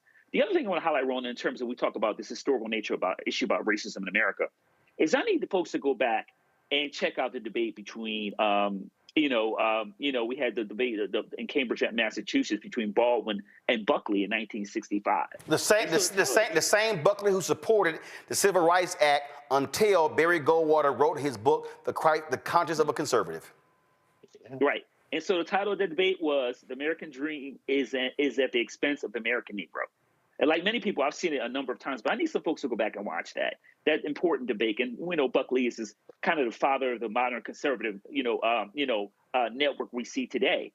But it's really important in terms of historically for black folks to understand that the fight that we're undergoing now has consistently happened for centuries. But at least at some point, particularly, like I said, I talked about earlier with the Great Society programs, that we had some kind of success in terms of ending Jim Crow. And then we've seen some other opportunities. We talked about the election of President Obama, obviously some economic growth. Black folks had the opportunity to go to any higher education institution they want to, but then folks said that's too much. And we need to dismantle all of that. So what you're seeing is a complete reversal of all the success that we've seen over the last several decades. And and folks are unprepared for it because they thought that, this is all, smoke and mirrors, this is all a game. No, we're in it now. And so what are we prepared to do?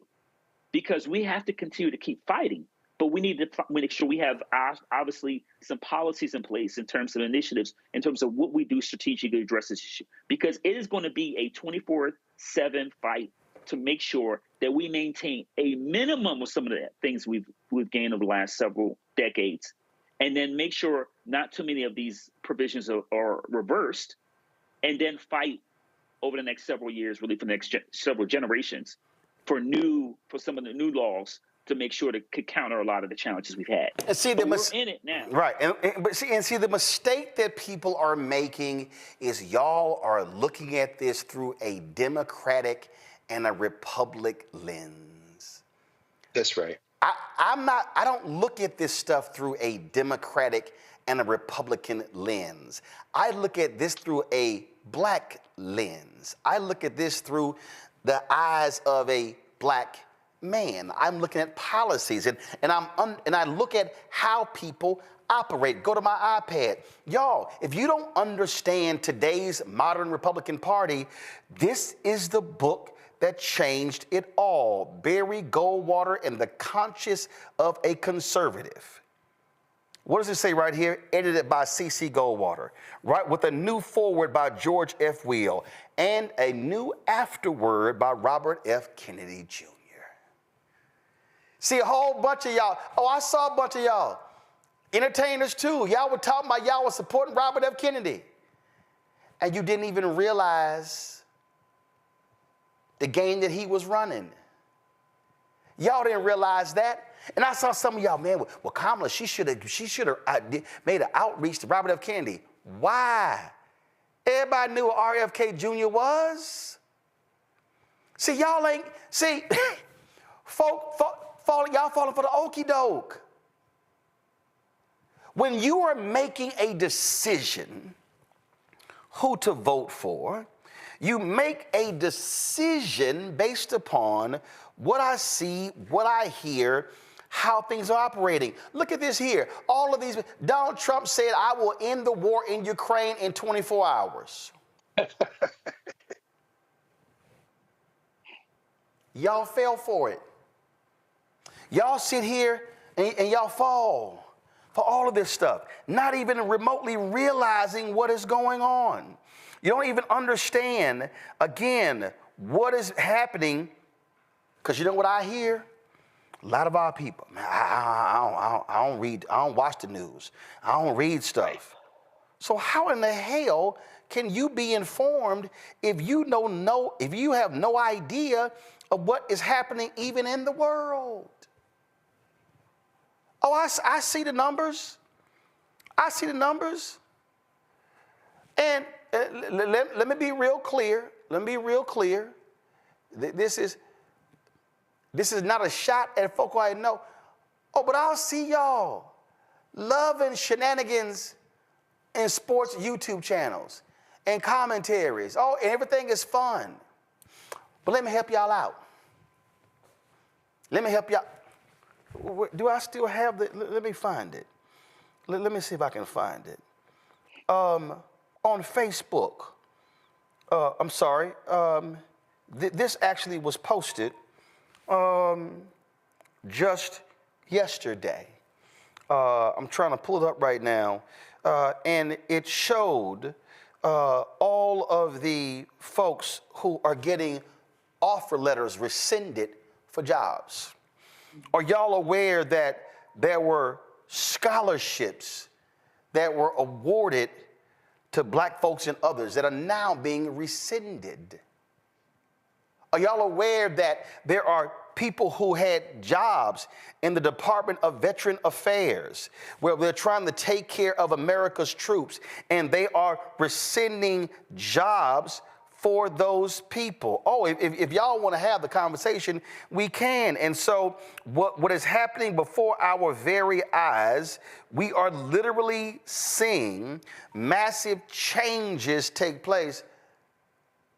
And some of us are just joking and playing and having so much fun. But I'm warning you, I'm warning you. And they're not understanding this, Nola. They're targeting black PhDs.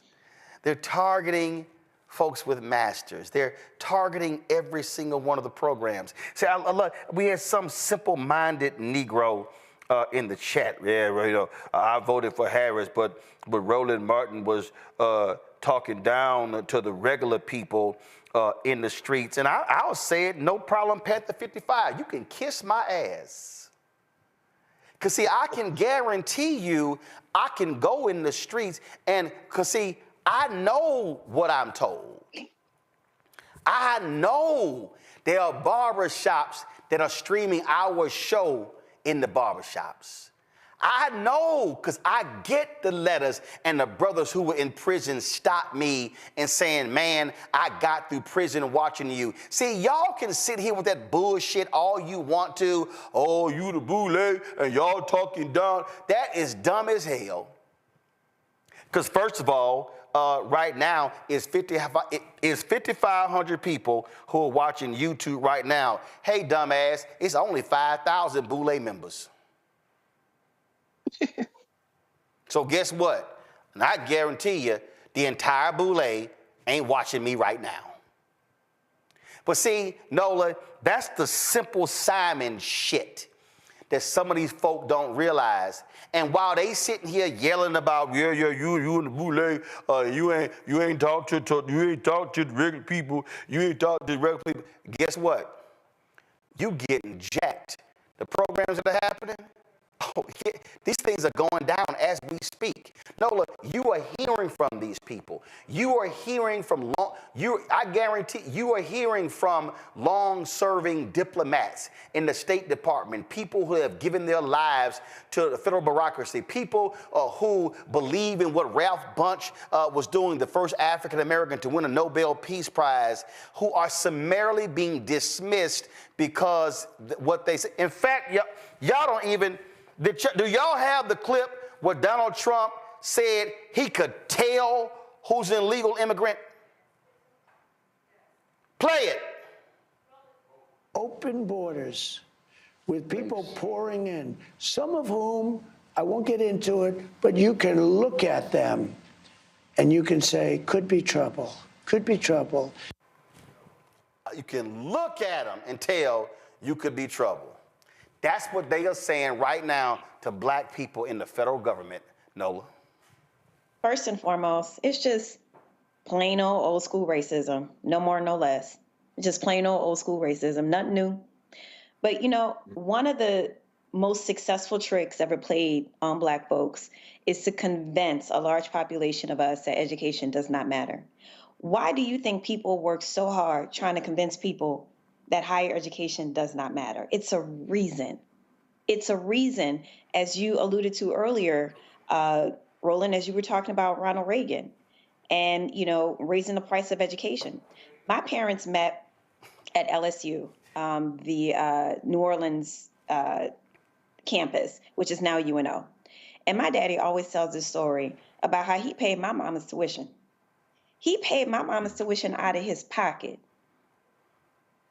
And then fast forward, 15 years later, you have to take out a second mortgage to send your child to school, or that child gets in debt starting out their professional careers, right? So this conversation about, oh, you uppity Negroes, you know, trying to bring back the talent and 10th and all that stuff. At the end of the day, it is so easy, Roland and everybody on this panel, to my colleagues, to seduce angry, ignorant people. And I'm not calling folks out there ignorant, but what I'm saying is, it is. I'm calling the ignorant. Go ahead. I knew you were gonna come in. I knew you were gonna come in. I'm gonna call the ignorant. I knew I could rely on you for that assist. What I'm saying is it's part of the strategy. It's part of the strategy to target a certain population, because they are thinking of you as ignorant, right? They are thinking of you as gullible. In the social sciences, it's called conditioning, right? So you condition people to respond the way that you want them to respond. And that is what we are seeing. And we saw so much of it, Roland. We saw so much of it over, this administration, especially during those 107 days with Kamala. There was so much debate. There were people that were mad that she spent a lot of time at the HBCUs, that it was too elite, that it was too much about Divine Nine. Okay, that's fine. Maybe not. But the thing that has always bothered me, and I've stood 10 toes down on this, when people try to push back and say, well, not everybody wants to have an education. Education isn't for everybody. And I'm like, okay, I'm not trying to run a race with no shoes on. I'm just not. But I come from a community in New Orleans where higher education that's what you do. You can get married, but you for sure going to college. So I am grateful to my community for that. But this debate, Roland, I'm telling you, it is something for me as an educator. I have dedicated my life to education. And it hurts me sitting here as a Black woman that somehow we have become the enemy. That the Black expert particularly, all experts right now are pretty much lined up against the wall, and they're ready to kind of like, but when you're Black and an expert, and when your own community doesn't have your back, somehow you become the enemy. You have been conditioned to celebrate the athlete, to celebrate the entertainer. But us three Black asses sitting up here, oh no, not us. So something, not y'all educated Negroes. So something else happened. I'll suspect. Something else happened today that I need to warn y'all. So Donald Trump signed an executive order declassifying all of the papers regarding the assassination of President John F. Kennedy, Reverend Dr. Martin Luther King Jr., and Senator Robert F. Kennedy. Let me explain to y'all what's about to happen. What's about to happen. In 5 or 6 years, the FBI so-called recordings of Dr. King were set to be released. Those will now be released. The FBI, who I simply do not believe, claims that Dr. King, they have recordings of Dr. King having affairs, involved in orgies. They claimed that he was with a white prostitute in Las Vegas. And these were all notes. David Garrow wrote a story. No American media entity would run the story. So he went to a small outlet overseas. And there were the notes, and these notes were a part of the JFK papers at the I think Library of Congress or National Archives. And so he wrote a story based upon the notes. So Charlie Kirk, Turning Point USA, when he did all his videos trashing King, oh, we shouldn't be celebrating him. Let me explain to you why they doing this here. I just want y'all to understand what's about to come down. They are going to try to completely destroy the legacy of Dr. King. I guarantee you, when these papers are released, and you get the recordings and all the stuff from the FBI, people are gonna say, take his name off of streets, take his name off of elementary schools. We should not have programs honoring him. We should not have scholarship programs. He was not a moral man. I'm telling y'all, don't think for a second that this executive order signed by Trump, is all about let's just get at the truth of what happens. I'm telling y'all right now, and let me just be on record right now, in advance of whatever is released. And I'm just gonna say this here, and I remember, and I'm gonna quote my dear alpha brother, Andrew Young, when I asked him this question. I think we actually got it on tape as well in the interview that I did with him in Atlanta, when I asked him about this very thing, and he said, fuck them. Listen to me clearly. Any anything that is released related to the private life of Dr. King, who was not a perfect man, no man or woman is perfect. Anything released from the FBI and J. Edgar Hoover and his COINTEL program is full of shit. They tried to get King to kill himself. They doctored tapes. They sent stuff to Coretta Scott King. I absolutely believe nothing, absolutely nothing that comes from this FBI as it relates to Reverend Dr. Martin Luther King Jr. and J. Edgar Hoover's name shouldn't even be on the FBI building here in Washington, D.C., because he was a racist, corrupt, evil son of a bitch. And that should be the reaction that every Black America gives when anything comes out about Dr. King released from this federal government and from this FBI. Greg, go ahead. Agree with you. Of course, this is the only reason that these documents are being declassified. We know Robert Kennedy Jr. believes there was conspiracy to assassinate his uncle, and I agree with that in concept. I don't think James Earl Ray killed Martin Luther King, and I don't think those shots came from the grassy the school depository building. And there's a lot of scholarship on it, and people will argue, take sides. But let's be crystal clear about the King files. It is exactly what you said. Now, I will say, though, that I think John Hoover's name should be on the building because the FBI is a criminal enterprise. I don't think that for the same reasons that the MAGA people think it. I think that it's a criminal enterprise because as a person of African descent, it has never done anything other than attack and persecute and prosecute us. I'm glad to see Leonard Peltier home after decades, but Assata Shakur still can't come back. And so, but that having been said, what you have just said,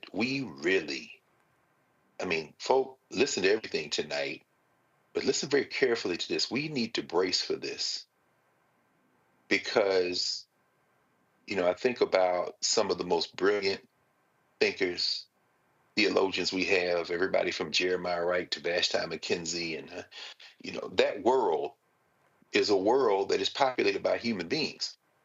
And we often hold our people to standards that other people don't. And I'm not saying we shouldn't, but I'm saying that we don't allow our people to be human. And Dr. King didn't make it 40 years old. And I'm glad you evoked David Garrow. David Garrow is a first-class researcher. He's done so much important work.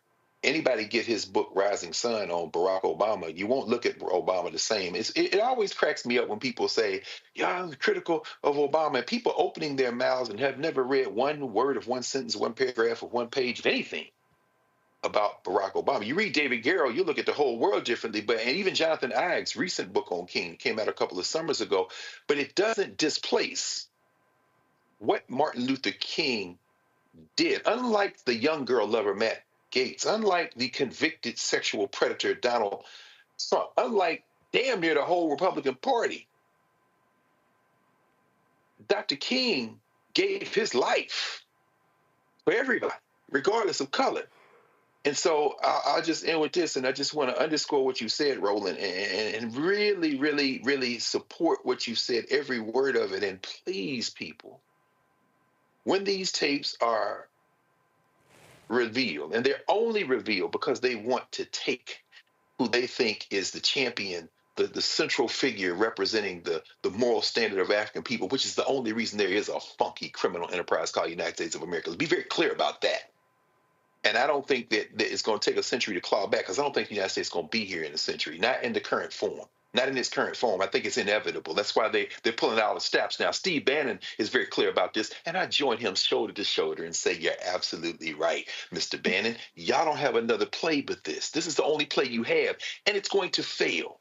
It's going to fail. Anytime the damn ADL is supporting Elon Musk, who is openly supporting the AfD in Germany, a damn neo-Nazi party, it's very clear that everybody going for themselves. So guess what? We are too. But when they come for Dr. King and the way they're going to come for Dr. King, any one of you Negroes that runs out and talking about taking down a statue or rejecting Martin Luther King, I want you to keep that same energy for every one of these sexually frustrated, late at night punk deviants who are running this government and running industry. Because if you think you can measure Martin Luther King by a standard and not measure them by the standard, then you are betraying not only our people, you're betraying your own humanity. Well, I'm glad you said that because House Speaker Mike Johnson, they were going to subpoena former Trump staffer Cassidy Hutchinson to testify before the next bogus January 6th hearing.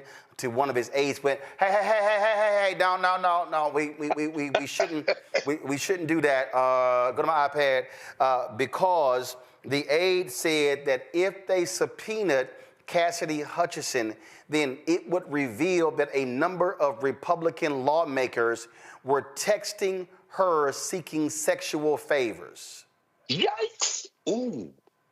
An aide to Mike Johnson was like, hey, listen, we can't do that, dog. We can't do that because, yeah, some of our boys were trying to get with old girl and them text messages are going to be public. And they went, yeah, we ain't going to subpoena her. So yeah, that actually went down. The Washington Post is actually reporting that story. I got to do this as well.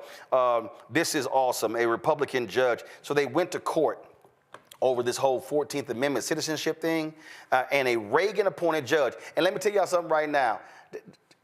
I really hope that the federal judges who were appointed by Ronald Reagan, George H.W. Bush, and George W. Bush are going to have the guts to stand up to these thugs because we know the Trump-appointed judges like Eileen Cannon are dumber than a box of rocks, and that's insulting rocks.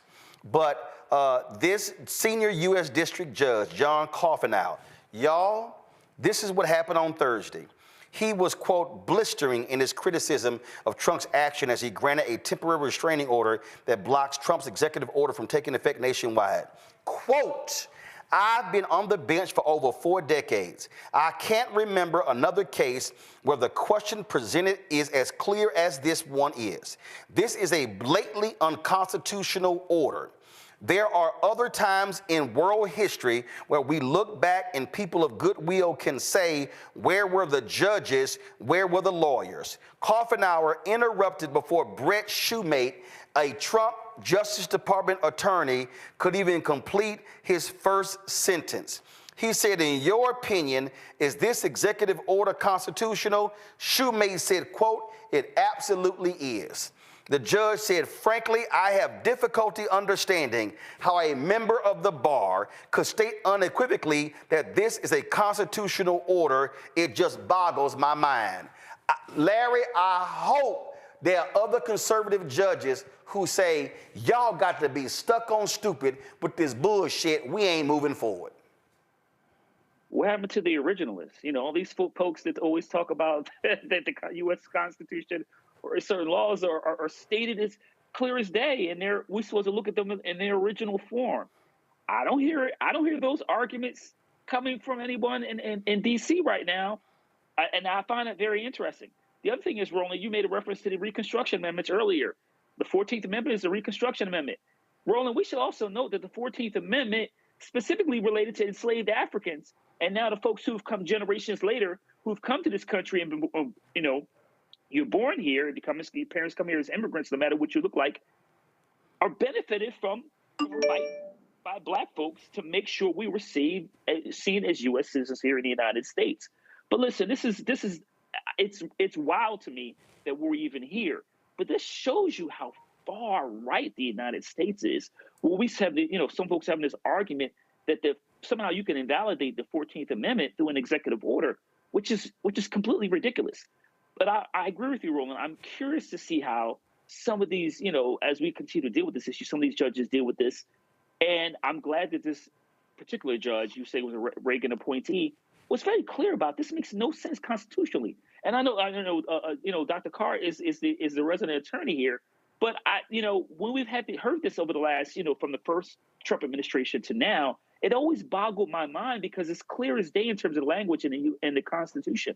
And for those Black folks out there who think that, somehow that this is okay, you need to go read a book and find out, once again, understand what the Reconstruction Amendments were all about and who these amendments were specifically designed to address and Black folks being enslaved Africans and what it means to be a U.S. citizen.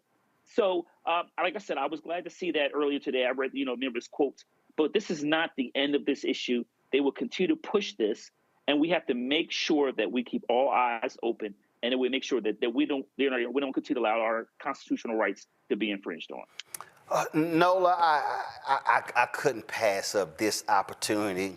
I just couldn't pass up this opportunity. So I'm sitting here looking on social media, and there's this dude named John Basham, and he posted this yesterday. Attention, please, help. POTUS Trump and Senator Ted Cruz. My wife is a nurse and was recently hired by the VA. Our home is packed up. We have a new home, have spent thousands to move our family from Fort Worth to Waco. Following Trump's hiring freeze executive order, the VA rescinded her job offer. My wife showed, he said, hold on, because he said, I don't have the full, but he said, wait, hold up. My wife is in tears and inconsolable, and my family is devastated. It has been my wife's dream to work with needy disabled veterans. I'm a disabled vet. Now her family is lost with no clear path of what to do. Her job was to start in 2 weeks. He spelled two wrong, TWO. Right after we settle in, we are all huge Trump supporters, and I know this was an unintended consequence. I'm sure veterans medical care professionals were not the target of this EO. Please help me get this message to the White House so the president can fix this error. Veterans need not be affected should be affected. He misspelled that too. Because of out of control government spending elsewhere.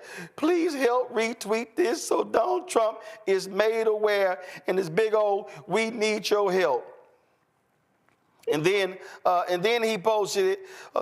Another medical professional set to serve veterans a victim of unintended consequences of POTUS Trump's federal hiring freeze EO. I'm told DOD and medical professionals were supposed to be exempt, but bureaucrats are over applying the EO to hurt Trump. No, pimp. No. Your dumb ass voted for that dumb ass. And Nola, now these dumb ass MAGA folk realize your ignorant ass got caught up in it. So again, all I got for you is no tears from Scarface. Now go sit your monkey ass down, and you gotta wait like everybody else. I don't wanna hear a damn thing. And yes, I have absolutely no empathy for John Basham. First, it was the slave imitation, and now you doing the crybaby imitation. Like you on one tonight. I'm texting with Monique, and she like, girl, rolling on one tonight. I'm like, on 2, on 3, on 4. but listen, it's called the bad boy delusion, and I'm gonna tell you what that is. When you're a woman, sometimes you can convince yourself that bad boy who done slept with everybody and their mama, somehow you are the different one, and you are going to change him.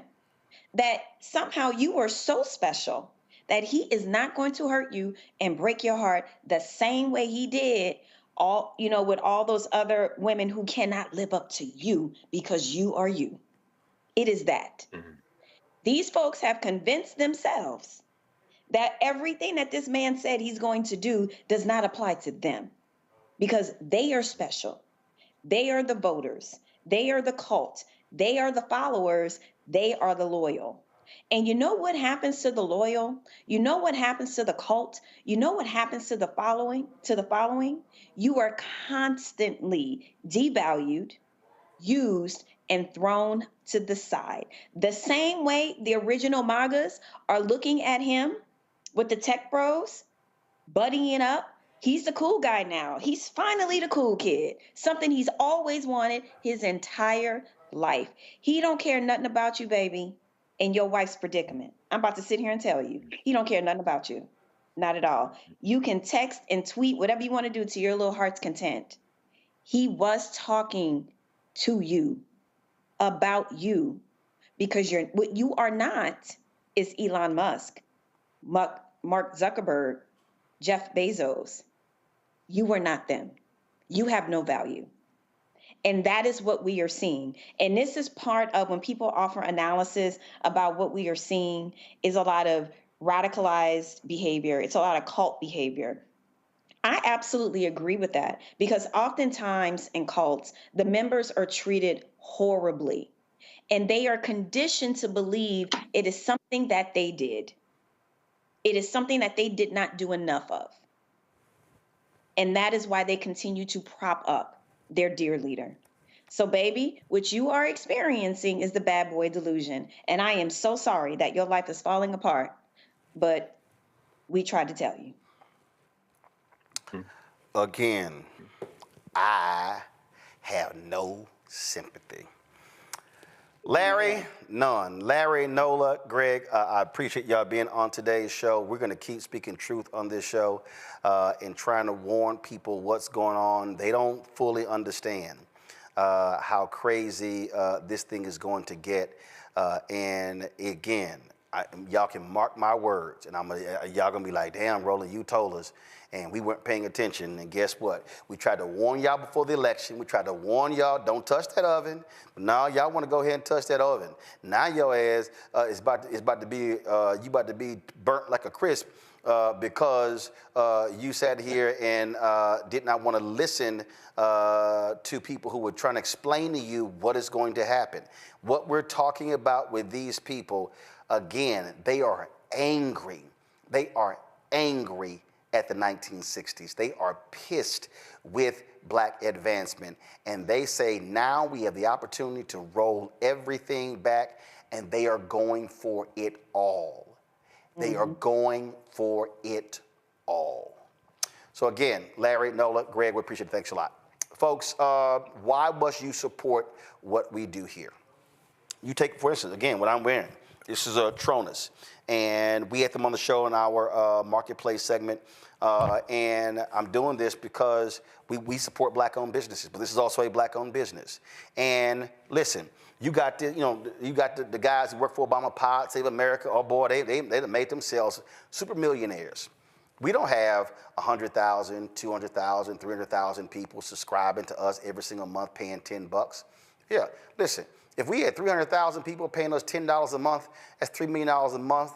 Yo, are you serious? That's $36 million in a year. Oh, I can tell you right now, I would have the office next door, I can tell you right now, there will be another 50 to 75 employees here. We could blow the website out. We could sit here and have that news control room be operational 12, 14 hours. We would have full-scale morning show, you name it.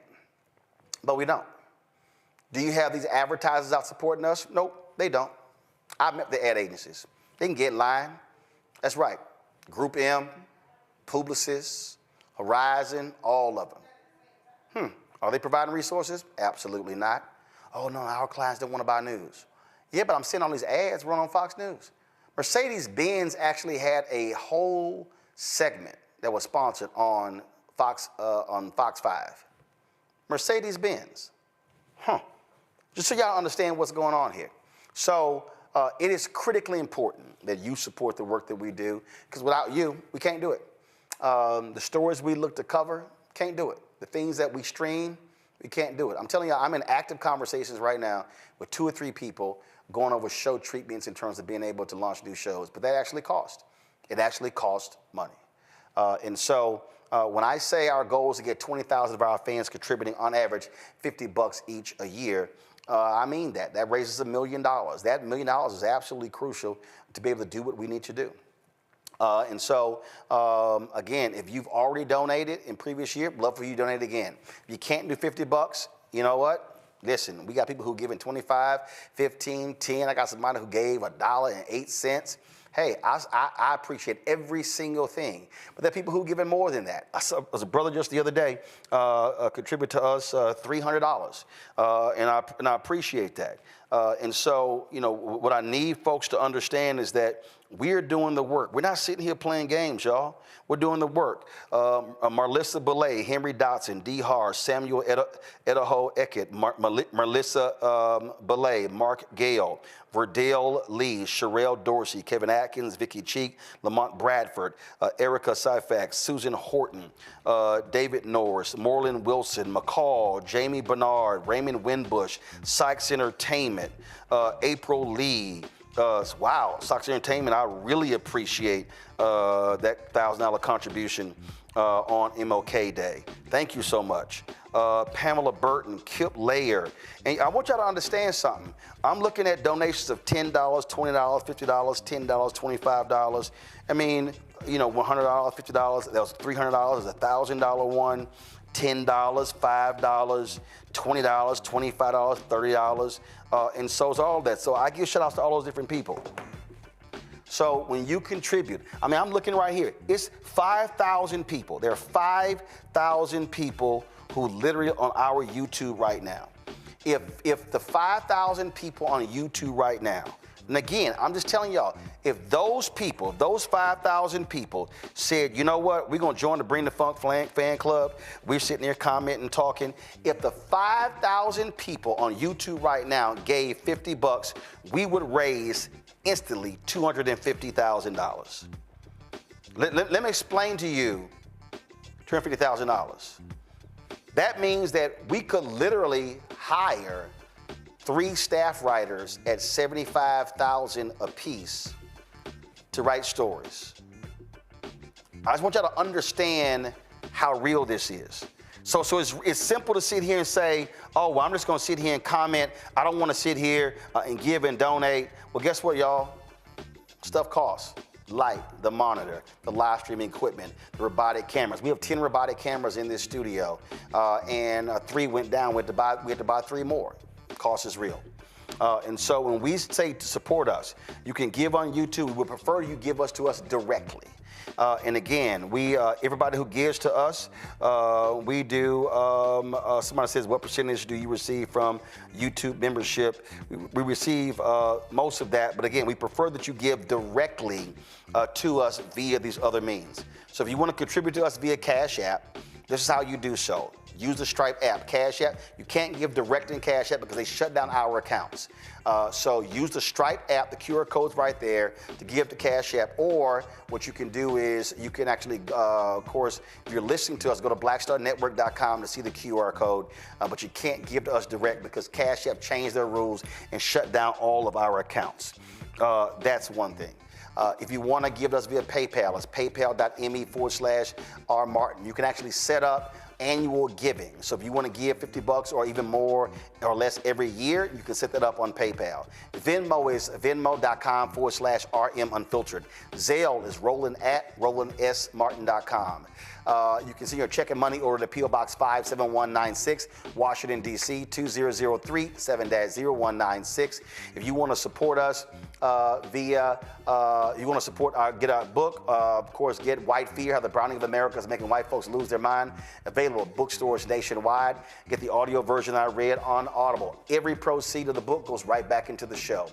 We had our merchandise at Roland Martin Unfiltered Black Star Network merchandise. You want to get your shirt? I had it on last night. Don't blame me. I voted for the black woman. And also, hashtag we tried to tell you, FAFO 2025. You can get that, rolandmartin.creator-spring.com. Yes, I know they've been having issues because one of the warehouses, one of the distributors got impacted, but they're fixing the issue. Trust me, I'm riding them every single day. Or go to blackstarnetwork.com to get our merchandise. Also, folks, don't forget, download the Black Star Network app on Apple phone, Android phone, Apple TV, Android TV, Roku, Amazon Fire TV, Xbox One, Samsung Smart TV. Folks, that's it. I'll see y'all tomorrow right here on Roland Martin Unfiltered on the Black Star Network. Holla! Black Star Network is here. Oh, no punch! I'm real revolutionary right now. Thank you for being the voice of Black America. All momentum we have now We have to keep this going. The video looks phenomenal. See, there's a difference between Black Star Network and Black-owned media and something like CNN. You can't be Black-owned media and be scared. It's time to be smart. Bring your eyeballs home. You dig?